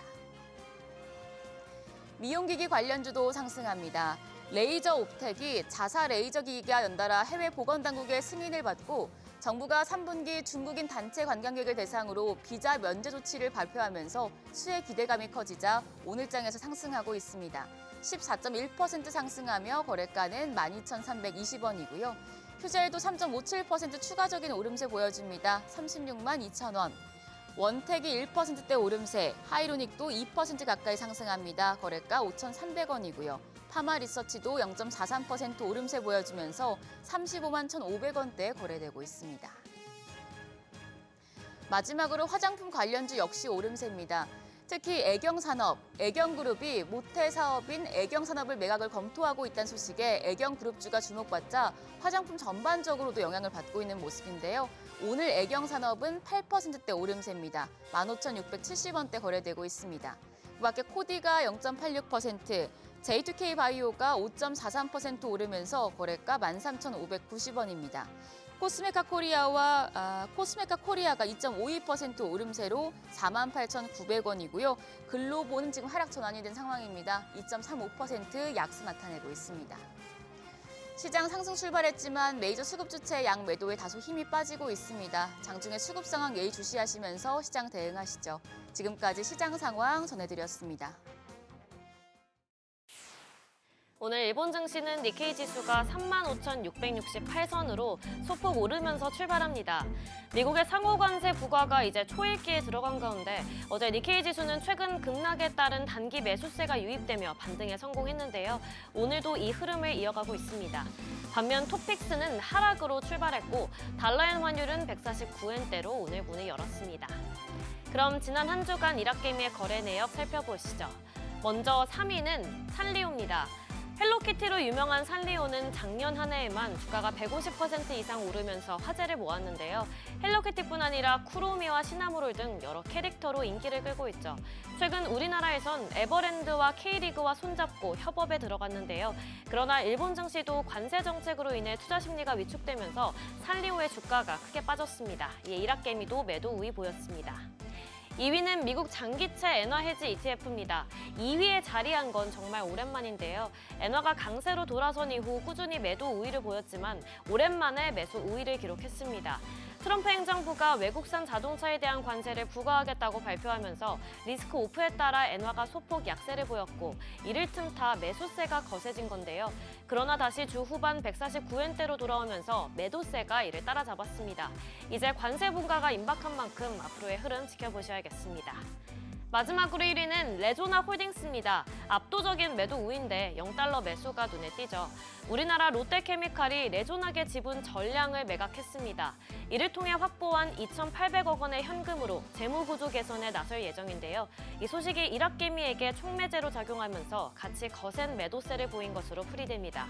한편 트럼프 대통령이 미국으로 들어오는 반도체에 최소 25%의 관세를 부과하겠다고 예고한 점도 반도체주에 대한 투자 심리를 위축시켰습니다. 이어서 일본 증시에서 주목받는 뉴스들 살펴보겠습니다. 먼저 일본 정부가 라피더스에 최대 8,025억엔, 우리 돈으로 약 8조 원을 추가 투자하기로 했습니다. 자국 산업 육성을 위한 정부 지원금에 대해서도 관세를 매기겠다는 트럼프 대통령 엄포에도 아랑곳 않고 반도체 지원을 밀어붙이는 모양새인데요. 이미 경제산업성이 9조 원을 지원한 상황이라서 이번 예정금까지 합쳐지면 일본 정부가 지원하는 금액은 약 18조 원에 이릅니다.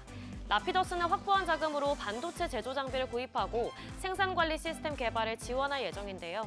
어제부터 홋카이도 공장에서 2나노 시제품 생산에 돌입한 만큼 2027년 양산 목표에도 더욱 속도가 붙을 것으로 보입니다. 다음으로 토요타입니다. 트럼프 행정부가 4월 3일부터 수입산 자동차에 대해 25%의 관세를 발효하죠. 그런데도 토요타가 당분간 미국 내 차량 판매 가격을 인상할 계획이 없다고 밝혔습니다. 대신 고정 비용을 줄이면서 현재 운영을 당분간 유지할 거라고 언급했는데요. 또한 관세를 포함한 미국 당국의 동향을 면밀히 모니터링하겠다고도 밝혔습니다. 그러나 관세 조치로 아시아 자동차 업체가 큰 압박을 받는 가운데 토요타가 미국 시장 의존도가 높아서 가장 큰 타격을 받을 거란 분석이 나왔는데요. 앞으로의 흐름 지켜보셔야겠습니다. 마지막으로 소프트뱅크가 미국 전역에서 AI 적용 로봇을 활용한 산업단지를 짓는 방안을 검토하고 있습니다. 일명 인더스트리얼 파크 구상으로 이를 위해 미국 정부에 1조 달러, 우리 돈으로 1,470조 원을 투자할 가능성이 있는데요.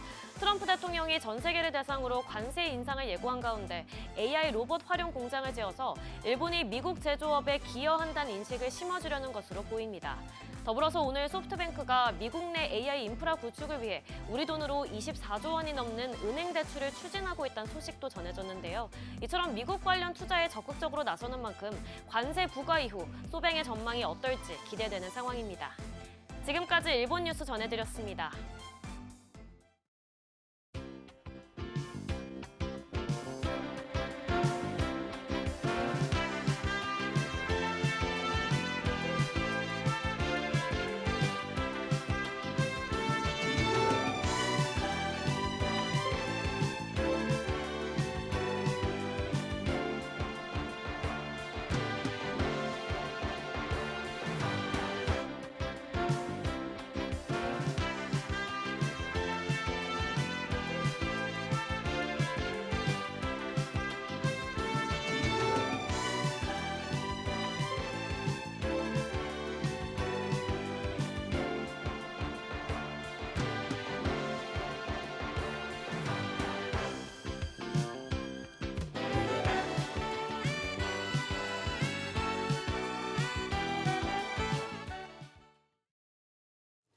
네, 이제 삼성전자가 이번 주쯤에 올해 1분기 잠정 실적을 발표하게 됩니다. 하지만 전망 자체는 그리 밝지 않은데요.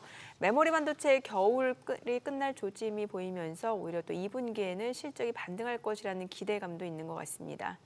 네, 삼성전자 실적 전망과 함께 반도체 산업 전반적으로 한번 짚어보겠습니다. HSL 파트너스 이형수 대표 나와 계십니다. 어서 오세요. 네, 안녕하십니까? 예, 삼성전자 1분기 잠정 실적 이번 주 중에 발표되나 보네요. 네, 보통은 이제 첫째 주에 나옵니다. 첫째 주에. 네, 네. 지금 뭐 1분기는 실적 바닥 찍고 2분기는 반등할 것이다. 뭐 이게 대체적인 전망 같은데 대표님께서 어떻게 보십니까? 네, 저도 일단 이제 시장 컨센서스보다는 1분기가 조금 못할 것 같습니다. 매출이나 그래요? 네, 이 부분이 네. 못할 것 같은데 그렇다고 해서 이게 뭐 그렇게 주가에 나쁠 것 같진 않아요. 왜냐하면 지금 다음 분기 가이던스가 요즘 중요하잖아요. 네, 그렇죠. 그런데 지금 2분기 전망은 굉장히 밝습니다. 왜냐하면 지금 커머디티 쪽 그 우리 요즘에는 레거시라고 많이 이야기하잖아요. 네, 네. 그러니까 이제 디램 그리고 낸드 플래시 쪽 가격 반등 속도가 빠르기 때문에 2분기에는 좀 많이 좋아질 것 같습니다. 그래요. 네. 참 삼성전자 주가만 놓고 보면은 참 쉽지가 않은 게 이게 어렵게 회복한 6만 원 선도 지금 다시 이제 내준 상황이고, 근데 또 반면에 8만 원 선까지 또 뭐 무리가 없을 거다 이런 얘기도 나오고 있다 보니까 참 이게 어느 쪽을 봐야 되는지 쉽지가 않거든요. 어떻게 보시나요? 네, 일단 지금 2분기는 반등이 확실합니다. 예, 2분기 반등은 네, 확실하다. 그래서 이제 여기서 엇갈리는 부분이 3분기에도 지속될 거냐. 아, 여기에 네. 대해서 굉장히 많은 이제 전문가들 사이에서 엇갈리는 이유가 사실 지금 가격 반등이 이게 수요가 확 올라서 지금 가격이 올라오는 측면보다는 네. 공급을 줄인 측면들이 크거든요. 네. 감산을 통해서. 예. 그러니까 이제 이게 감산을 해서 일단 가격이 반등했는데 여기서 수요가 붙어주면 2022년 하반기처럼 크게 이제 이렇게 반등할 수 있는 거고 그런 수요가 약하다 그러면 다시 한번 꺾였다가 이제 W자 모양으로 해서 다시 쌍바닥을 찍고 이제 올라갈 거다 이렇게 보고 있는 거거든요. 네. 네, 그래서 일단 뭐 2분기에는 좀 편안하게 볼 수 있겠지만 지금 3분기는 조금 이제 지켜봐야 될 것 같긴 합니다. 아, 예. 저 진짜 삼성전자 6만 원하고 SK하이닉스 20만 원에 뭐가 있나? 저 지금 얼마나 저 왔다 갔다 하고 있습니까, 아래 위로? 근데 왜 2분기에는 반등할 거라고 보시는 거예요? 업황이 어떻게 바뀌길래? 네. 일단 작년 말부터 예. 그 공급업체들이 예. 메모리 업체들이 감산을 했습니다. 감산 예, 메모리 감산을 이제 2차 감산을 했죠. 원래 2022년에 처음으로 이제 그 초유의 감산을 시작했고 그때 감산해서 성공을 했거든요. 이게 IMF 이후로 처음으로 이제 감산을 한 사례인데 이게 한 번이 어렵지 이제 두 번은 쉽거든요. 그래서 작년 하반기에도 너무 수요가 안 좋아서 재고가 너무 악성 재고들이 많이 쌓이다 보니까 이제 또 2차 감산을 했습니다. 그래서 감산을 하다 보니까 이제 그 유통업체들 있잖아요. 이제 네. 메모리를 유통하는 회사들 그리고 이제 그 대만 쪽에서 특히나 이제 메모리를 사는 회사들 입장에서는 이게 한번 트레이딩으로 재미를 본 거예요. 이제 그 대만의 파이슨 같은 회사들이 대표적인데 재고 그 가격이 바닥일 때 이렇게 재고를 딱 끌어모아서 야 감산이다 싶으니까 이제 샀는데 그게 네. 나중에 재고 가격이 많이 튀어 올라서 재미를 봤거든요. 이번에도 좀 그런 가수요들이 좀 붙었습니다. 그래서 생각보다 빠르게 반등을 했고요. 그런데 이제 이게 결국 지속되려면 수요, 그러니까 내구 소비재들이 많이 팔려야 되죠. PC나 스마트폰이나 이런 쪽에 이제 교체 수요들이 올라와야 되는데 아직 거기에 대해서는 조금 불확실합니다. 경기 자체가. 예, 그래요. 지금 여기 또 이제 SK 하이닉스도 또 항상 또 같이 살펴야 될 거 아니겠습니까? 지금 1분기 실적 두고 SK 하이닉스도 좀 전망이 엇갈리는 것 같은데, 근데 목표 주가는 계속 올리고 있어요. 증권가에서. 지금 그러면은 SK 하이닉스도 한번 진단해 주시죠. 네, SK 하이닉스는 일단 1분기만 놓고 보면 시장 컨센서스보다 잘 나올 것 같아요. 잘 나온다. 네네. 왜냐하면 삼성전자하고 SK 하이닉스가 이제 같은 메모리 반도체를 하지만 약간 그 결이 다른데요. 결이 다르다. 보통 이제 우리 보통 메모리 반도체라 그러면 큰 수요초가 3개 정도가 있거든요. 일단 서버. 서버. 네, 서버가 있고 그리고 이제 스마트폰, PC가 있는데 서버 같은 경우는 B2B입니다. 기업들이 사는 거거든요. 네. 그래서 글로벌 빅테크들이 예. 사는 거고요. 그리고 이제 그 스마트폰이나 PC 같은 경우는 일반 소비자들이 사는 B2C 제품이죠. 근데 이제 SK 하이닉스 같은 경우는 B2B 제품 비중이 되게 높습니다. 그래서 HBM 같은 것들은 일반 이제 빅테크들한테 파는 거고요. 삼성전자 같은 경우는 PC나 스마트폰 같은 내구 소비재 B2C 영향이 크거든요. 예. 근데 이번에 삼성전자 같은 경우 B2C 영향의 그 어떤 많이 이제 이번에 노출이 됐다고 볼 수 있는 거고 지금 빅테크들 같은 경우 B2B 수요는 여전히 견조합니다. 그리고 이제 이번에 그 1분기에서 SK 하이닉스가 D램 쪽에서 특히 이제 예상한 것보다 이익이 잘 나올 것 같은데 그 이유는 HBM 지금 3E 12단이라는 제품이 제일 하이엔드 제품이거든요. 예. 여기에 이제 마이크론이나 삼성전자가 올 초쯤에는 진입할 거라고 예상을 했어요. 근데 진입을 못 하게 됐거든요. 그러니까 이제 그 가격 프리미엄을 좀 더 누리게 됐습니다. 그게 1분기 아마 숫자에 반영이 될 거라고 보고 있습니다. 그래서 SK 하이닉스는 괜찮을 거다. 네.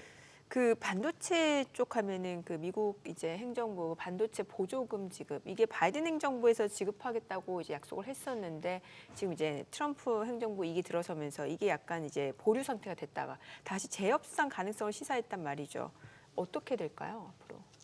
뭐 트럼프의 속마음을 아무도 알 수 없기 때문에 그러니까 결국 네. 못 받을 수도 있는 겁니까? 일단 이제 트럼프 대통령 그 당선 전 예. 그 인수위 시절에는 이제 국내 기업들 분위기는 일단 보조금이 깎일 수는 있겠다라는 아, 네. 정도까지는 생각을 한 것 같습니다. 예. 근데 이제 최근 이제 분위기를 보니까 이게 못 받을 수도 있겠다라고까지 생각을 하는 것 같아요. 그러게요. 예, 그래서 지금 이제 그런 부분들은 사실 시장 그 가격에 많이 반영이 돼 있다고 볼 수 있는데 이제 중요한 건 그러면 당근과 채찍이잖아요. 그럼 네. 이제 이거는 보조금 못 주겠다라는 건 채찍인 건데 그러면 마냥 나쁜 것만 있냐 트럼프가 좋은 것도 있습니다. 감세라는 부분이 있거든요. 감세. 그러니까 이제 미국 내에다가 이제 그 시설 투자를 하면 예. 법인세라든지 여러 가지 세제 혜택을 주겠다라는 것들이 있습니다. 그래서 그런 부분들을 또 좀 잘 활용해야 될 것 같고요. 그리고 이게 국가 간의 약속이잖아요. 예. 사실 네. 국가 간의 약속인데 아무리 트럼프 대통령이라고 하지만 실무자들은 그래도 좀 명분이 없잖아요. 우리 예. 입장에서는. 그러니까 이제 우리가 이거를 하나의 카드로 잘 활용해서 다른 걸 좀 얻어낼 수 있는 그런 이제 외교적인 노력이 필요할 것 같습니다. 국가적인 차원에서. 지금 대표님 네. 현대차 같은 경우에는 네. 아예 이제 뭐 파업도 그렇고 뭐 골치 아픈 저기 현대제철 그냥 아예 저쪽으로 루이지애나로 옮기겠다는 거 아닙니까? 삼성전자도 그럴 수가 있나요? 삼성전자나 SK 하이닉스도 아예 뭐 저 공장 자체를 옮길 수가 있나요? 그 가능성도 있습니까? 네, 뭐 이미 지금 미국 쪽에 투자를 하고 있고요. 네, 네. 뭐 오스틴 팹인 이미 예. 있고 그리고 테일러 팹에는 이제 투자를 하고 있었는데 예. 여기 이제 보조금 지급 자체가 불확실하다 보니까 일단 지금 홀드가 돼 있는 것 같고요. 그리고 SK 하이닉스 같은 경우는 뭐 미국에 이미 많이 투자를 하고 있습니다. 근데 네. 이제 뭐 이게 그 어떤 그 노무 관리 이런 측면보다는 아무래도 시장이 미국에 있다 보니까 이제 관세라는 것들을 지금 생각하지 않을 수가 없거든요. 네. 그래서 이제 그런 것 때문에 이제 조지아에 유리기판 공장을 깔고 있고 예. 그리고 이제 뭐 애리조나 쪽에서는 어드밴스드 패키징 네. SK 하이닉스가 잘하는 HBM 같은 그런 쪽 라인을 지금 계속해서 투자를 하고 있습니다. 그래요? 네. 아까 말씀하신 이그 디램하고 낸드 플래시 가격 좀 이제 회복 중이라고 하셨는데 조금 더 구체적으로 한번 설명해 주시면요. 일단 이제 보통 그 메모리 가격이라는 게 네. 이 보통 스팟 가격이고 예. 그 고정 거래 가격이 있습니다. 그러니까 보통 반도체가 100이라는 메모리 반도체가 100이라는 시장이 있다 그러면 예. 95%는 고정 거래 가격이에요. 근데 고정 거래 가격은 이 제품마다 조금씩 다릅니다. 그러니까 PC나 서버 같은 경우는 월 단위로 내고를 하거든요. 그래서 이제 그 뒤에 알려지는 거죠. 예. 그리고 이제 보통 그뭐 스마트폰 같은 경우는 분기 단위로 내고를 합니다. 예. 그런 이거를 나중에 이제 그 공표를 하기 전까지는 알 수가 없잖아요. 예. 그 선행 지표가 스팟 가격이라는 게 있습니다. 그래서 보통 이제 5%의 가격이 있는데 우리 흔히 이제 용산에 조립 PC를 사러 가면 파는 가격이 있잖아요. 그게 이제 대만 쪽에서 크게 이제 이런 시장 조사를 잘하는데 디램 네. 익스체인지라는 회사에서 이제 그런 쪽에 스팟 가격을 알려주던데 그 스팟 가격이 보통 고정 거래 가격에 한 달이나 한 달 보름 정도 선행하는 그래요. 측면이 있습니다. 그래서 최근에 보면 스팟 가격들이 낸드 같은 경우는 거의 3개월 연속으로 오르고 있고요. 그래요? 디램 같은 경우도 지금 바닥을 딛고 이제 계속해서 이제 조금씩 올라오는 특히나 이제 DDR5 같은 하이엔드 제품은 계속해서 조금씩 이제 오르는 그런 흐름들을 보이고 있습니다. 그러면은 그 긴 터널의 끝을 이제 나오고 있다 이렇게 봐도 되는 거예요. 업황으로 봤을 때는. 네, 일단 그 올해 메모리 예. 업황은 2분기나 이제 3분기 정도에는 바닥을 찍고 올라올 거라고 보고 있습니다. 원래 디램 같은 경우는 사실 이게 거의 어떻게 보면 충분히 예측 가능했었던 거거든요. 왜냐하면 공급 업체가 3개밖에 없습니다. 그래서 네. 대충 이제 수요 공급이 굉장히 계산하기 편하잖아요. 제일 문제가 낸드 플래시였거든요. 낸드 플래시 같은 경우는 지금 여전히 플레이어가 많아요. 그래서 뭐 사실 중국의 YMTC 같은 회사도 있고 그리고 뭐 저기 일본의 키옥시아하고 웨스턴 디지털 같은 회사도 있다 보니까 낸드 플래시 같은 경우는 약간 이게 천수답인 상황이었거든요. 수요가 막 좋아져야지 그런 상황이었는데 오히려 지금 낸드 쪽을 그러니까 안 좋을 걸 감안해서 더 많이 감산을 해놓은 것 같아요. 그러니까 이제 그런 것들이 지금 오히려 낸드 쪽은 연말까지 답이 없다라고 많이 생각을 했는데 네. 감산이 워낙 또 크다 보니까 가격이 빨리 올라오는 것 같아요. 그러네요. 사실 이제 SK하이닉스면 지금 뭐 HBM 쪽에서는 거의 독보적인 것 같은데 지금 나오는 얘기를 보니까 벌써 올해 HBM 생산 물량 완판됐고 또 6세대 HBM4 12단 샘플도 고객사에 뭐 세계 최초로 공급했다고 하는데 이러면 이게 SK하이닉스가 가지는 HBM 쪽에서 그 입지가 어느 정도인지 좀 설명을 해주세요. HBM3부터 거의 예. 뭐 독보적인 위치를 독보적이다. 확보했고요. 예. 사실 지금 HBM을 팔아서 영업이익이 거의 절반 이상 나오거든요. 네. 그러니까 만약에 뭐 한 10조 팔면 5조 이익이 나오는 겁니다. 그러면 이제 이번에 마이크론 실적 발표에서 투자자들이 가장 실망했던 부분이 마이크론이 HBM 매출이 많이 늘어난다고 하는데 그 이익이 그만큼 안 늘어나는 거죠. 왜냐하면 이게 처음 들어간 회사하고 예. 그 어떤 이원화해서 들어간 회사하고 마진율 자체가 다른 것 같아요. 그러니까 이제 SK하이닉스가 계속해서 차세대 제품을 먼저 로드맵을 준비해 놓는다라는 거는 제일 높은 마진율을 누릴 준비가 돼 있다는 거죠. 그게 네. HBM3 12단부터 HBM3 16단 그리고 HBM4까지 이제 준비가 돼 있다는 거고 그 이유는 이제 약간 이게 좀 그 공정의 어떤 효율화 측면이 있거든요. 네. SK하이닉스의 기술 방식, 그 HBM을 만드는 기술 방식하고 삼성전자하고 마이크론이 만드는 기술 방식이 조금 다릅니다. 근데 이제 SK하이닉스의 지금 기술 방식이 이제 MR 머프라는 기술인데요. 뭐 요 기술이 HBM4까지는 충분히 경쟁력이 유지될 거라고 보고 있어요. 시장에서는. 그렇기 때문에 아마 HBM4E, 그러니까 루빈 울트라라고 하는 그 칩에 적용되기 전까지는 SK하이닉스가 크게 실수만 하지 않는다면 계속해서 이런 입지, 선두적인 입지를 확보할 수 있을 거라고 보고 있습니다. 예. 그러면 HBM에서는 좀 밀렸습니다만 삼성이 이제 뭐 유리기판, CXL, 뭐 소캠 이런 쪽, 자 소위 차세대 제품 여기서는 그래도 자존심이 있지 삼성이 좀 나설 거 아닙니까? 이쪽에는 격차가 어느 정도 아니면 대표님 보시기에 어디가 그나마 좀 우위를 점하고 있습니까?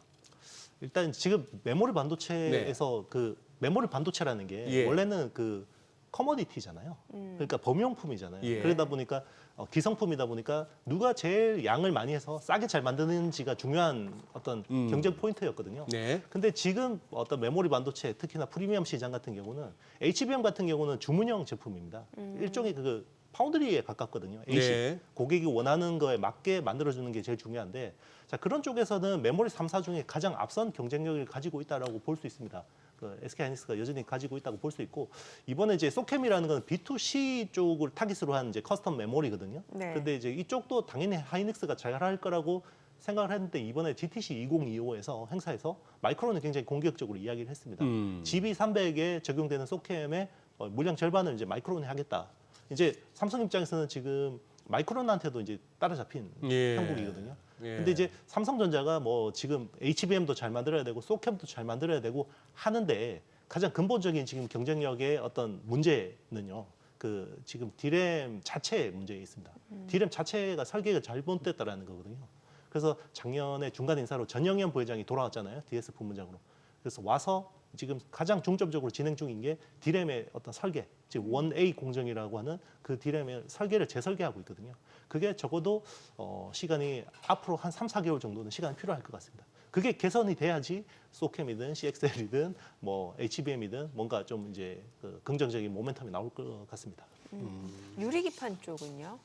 유리기판은 지금 삼성전기가 열심히 하고 있습니다. 삼성전기. 예, 삼성전기가 열심히 하고 있고 삼성전자도 이제 그 유리 그 인터포저라고 해서 약간 그 삼성전기가 하는 제품하고 조금 다르긴 한데 예. 비슷한 이제 유리기판 제품을 하고 있거든요. 네네. 그래서 굉장히 속도를 내고 있기는 한데 사실 이쪽도 SKC가 먼저 치고 그러니까요. 나갔습니다. 예, 예. SKC의 자회사인 앱솔릭스가 예. 사실 하반기부터 양산품이 이제 나오거든요. 근데 이제 삼성전기 같은 경우는 일단 하반기에 올 가을쯤에 샘플 라인이 이제 돌아갈 것 같아요. 그래서 한 6개월에서 1년 정도는 좀 뒤쳐졌다고 볼 수 있는데 여기서 이제 중요한 관건은 수율이겠죠. 수율.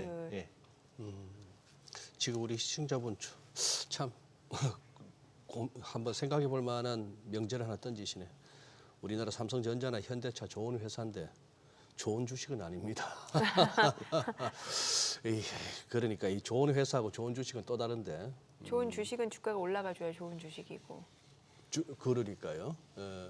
좋은 주식인 척 했다가 완전 폐가망신 시키는 것들도 수두룩하고 미국도 우리나라도 뭐 할 것 없이 당대에 해결 안 되는 종목들 아직도 많잖아요. 지금 잘못 들어갔다가. 근데 요 한미반도체 여쭤보기 전에 우리가 삼성전자를 갖다 얘기하면서 주가를 얘기하면서 말입니다, 대표님. 맨날 그 이제 반도체, HBM, 그다음에 뭐 차세대 제품 이렇게 얘기합니다만 그래도 삼성전자는 물적 분할을 안 해가지고 네. 그래도 TV도 팔고 무슨 폰도 팔고 다양한 회사잖아요. 다른 데서는 뭐 주가를 끌어올릴 만한 뭐가 없을까요? 반도체 이외에. 네, 지금 그게 제일 문제입니다. 문제예요. 예, 사실 이제 뭔가 모멘텀이라고 하면 결국 AI라는 이 그 사이클 안에서 중요한데 지금 AI 사이클 안에서 제일 중요한 디바이스는 휴머노이드 로봇이거든요. 휴머노이드 로봇. 예, 그 피지컬 AI라고 예, 하죠 요즘에. 예. 네, 거기서 뭔가 좀 확실하게 보여줘야 됩니다. 그런데 뭐 레인보우 로보틱스라는 회사를 인수를 해서 뭔가 예. 열심히 준비하고 있지만 사실 우리 투자자들이 기대하는 거는 현대차의 보스턴 다이내믹스 정도의 그런 의미 있는 M&A잖아요. 아하. 네, 좀 그런 것들을 좀 보여줘야 될 것 같습니다. 그러면은 뭔가 피지컬 AI 쪽에서는 현대차에 약간 밀리는 감이 있는 거고. 네, 현대차도 열심히 해야 되긴 한데요. 네. 네, 아무래도 현대차가 좀 더 잘했죠. 보스턴 다이내믹스라는 글로벌 로봇 회사를 인수를 해서 여기에다가 이제 AI를 올리면 예. 이게 이제 사실상 온 디바이스 AI가 되는 거거든요. 예. 그러게요, 좀 아쉽네요. 한미반도체 저는 좀 약간 의외인 게 이게 사실은 이제 뭐 엔비디아 그리고 뭐 SK 하이닉스 또 엔비디아 직접적인 밸류 체인으로 엮이면서 주가가 한참 좋았는데 일봉 실적 보니까 오히려 예상을 하회했다라는 게 조금 약간 의아했고 또 최근에 보니까 뭐 하나세미텍하고 기술 특허 분쟁도 벌이고 있다고 하고 어때 이게 한미 반도체가 그러니까 TC 본더 쪽에서 굉장히 좀 우위를 점하고 있다. 저는 이렇게 알고 있었는데 실제 까보니까 꼭 그렇진 않다. 이렇게 봐야 되는 거예요? 일단 기술 측면에서 보면 한미 반도체가 여전히 앞서 있습니다. 예. 그리고 사실 한미 반도체가 이번 AI 사이클에서 10배가 난 종목이잖아요. 예, 예. 진짜 이번 AI 사이클에서 10배가 예. 이상 올랐거든요. 예. 예. 그래서 굉장히 의미가 있는 회사인데 그 TC 본더라는 영역에서 독점을 했었거든요. 그동안에. 네. 독점을 했었는데 그 독점이 깨졌기 때문에 이제 주가, 그러니까 좋은 회사하고 좋은 주식이 다르다라고 말씀하셨잖아요. 예. 네. 그런 측면에서 좀 봐야 되는 거고요. 그리고 뭐 TC 본더에서 이 한미 반도체 경쟁력이 뭔가 이제 따라잡혔다 이렇게 보긴 힘든 게요. 지금은 이제 HBM에서 중요한 게 이제 플럭스 리스, 그러니까 네. 플럭스가 없는 TC 본더가 굉장히 또 중요해지고 있는데 거기서는 또 한미 반도체가 또 앞서 있는 측면들이 있습니다. 네. 근데 이제 좀 우려되는 거는 이제 SK 하이닉스가 계속해서 한미 반도체 외에 하나 세미텍 같은 이제 새로운 벤더들을 계속해서 다변화하려고 하는 게 문제죠. 기존에는 장비 팔아서 마진율이 50%가 넘었는데 고객사가 계속해서 다변화해서 가격 경쟁을 붙이게 한다면 그런 고마진을 누리기가 쉽지 않을 것 같다라는 게 이제 시장의 판단인 거죠. 작년 이맘때 좌우지간 무슨 카페가 됐건 식당이 됐건 그 뭐 사모님들급 아니면은 저한테 누님급들 뭐 누님급 대신에 한 70대 분들도 뭐 개 모임인지 동창 모임인지 그때 많이 들었던 게 이 종목이에요. 한미반도체. 예, 너 안 들고 있니? 뭐 이러시면서 하셨는데 작년에 설 연휴 이후에 주가가 엄청나게 많이 그러니까요. 올랐죠. 예. 그 강남 사모님들이 다 털고 나가셨나? 완전 원위치, 빠르게 완전 원위치, 나가셨을 것 완전 원위치. 지금 이게 67,800원, 900원인데 이게 지금 2023년 11월 고점이었고 그러고 나서 12월, 1월 이렇게 좀 무기적 거리다가 2월부터 작년 2월부터 이게 악셀 밟아가지고 그냥 날라왔단 말입니다. 진짜 10배가 나버렸잖아요. 네. 그렇죠. 네. 야, 이게 지금 위치만 봐서는 이거 지금 또 뭘 해줘야 되겠는데 뭔가 스토리가 받쳐줘야 되는데. 저희 근데 이제 생방송이라서 그렇군요. 오늘 여기까지 네. 듣겠습니다. 네. 잘 들었습니다. 그래요. 고맙습니다. 고맙습니다. 네, 감사합니다.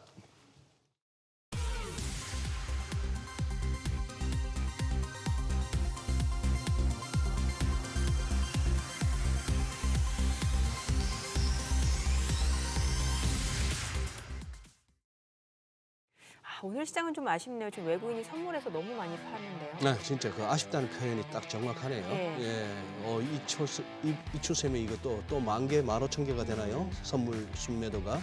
그래요. 좀 추이를 좀 보셔야 될 것 같습니다. 예, 어쨌거나 변동성은 쉽게 잦아들지 않네요. 네, 저희 방송 중에 전해드린 내용과 관련해서 모든 투자 판단의 책임은 투자자분들께 있다는 점 알려드립니다. 네, 세상의 모든 돈 되는 정보 재테크 노하우 머니쇼 오늘 여기서 인사드리겠습니다. 여러분의 모든 경제 SBS가 함께하겠습니다. 저희는 내일 오전 8시에 찾아뵙겠습니다. 고맙습니다.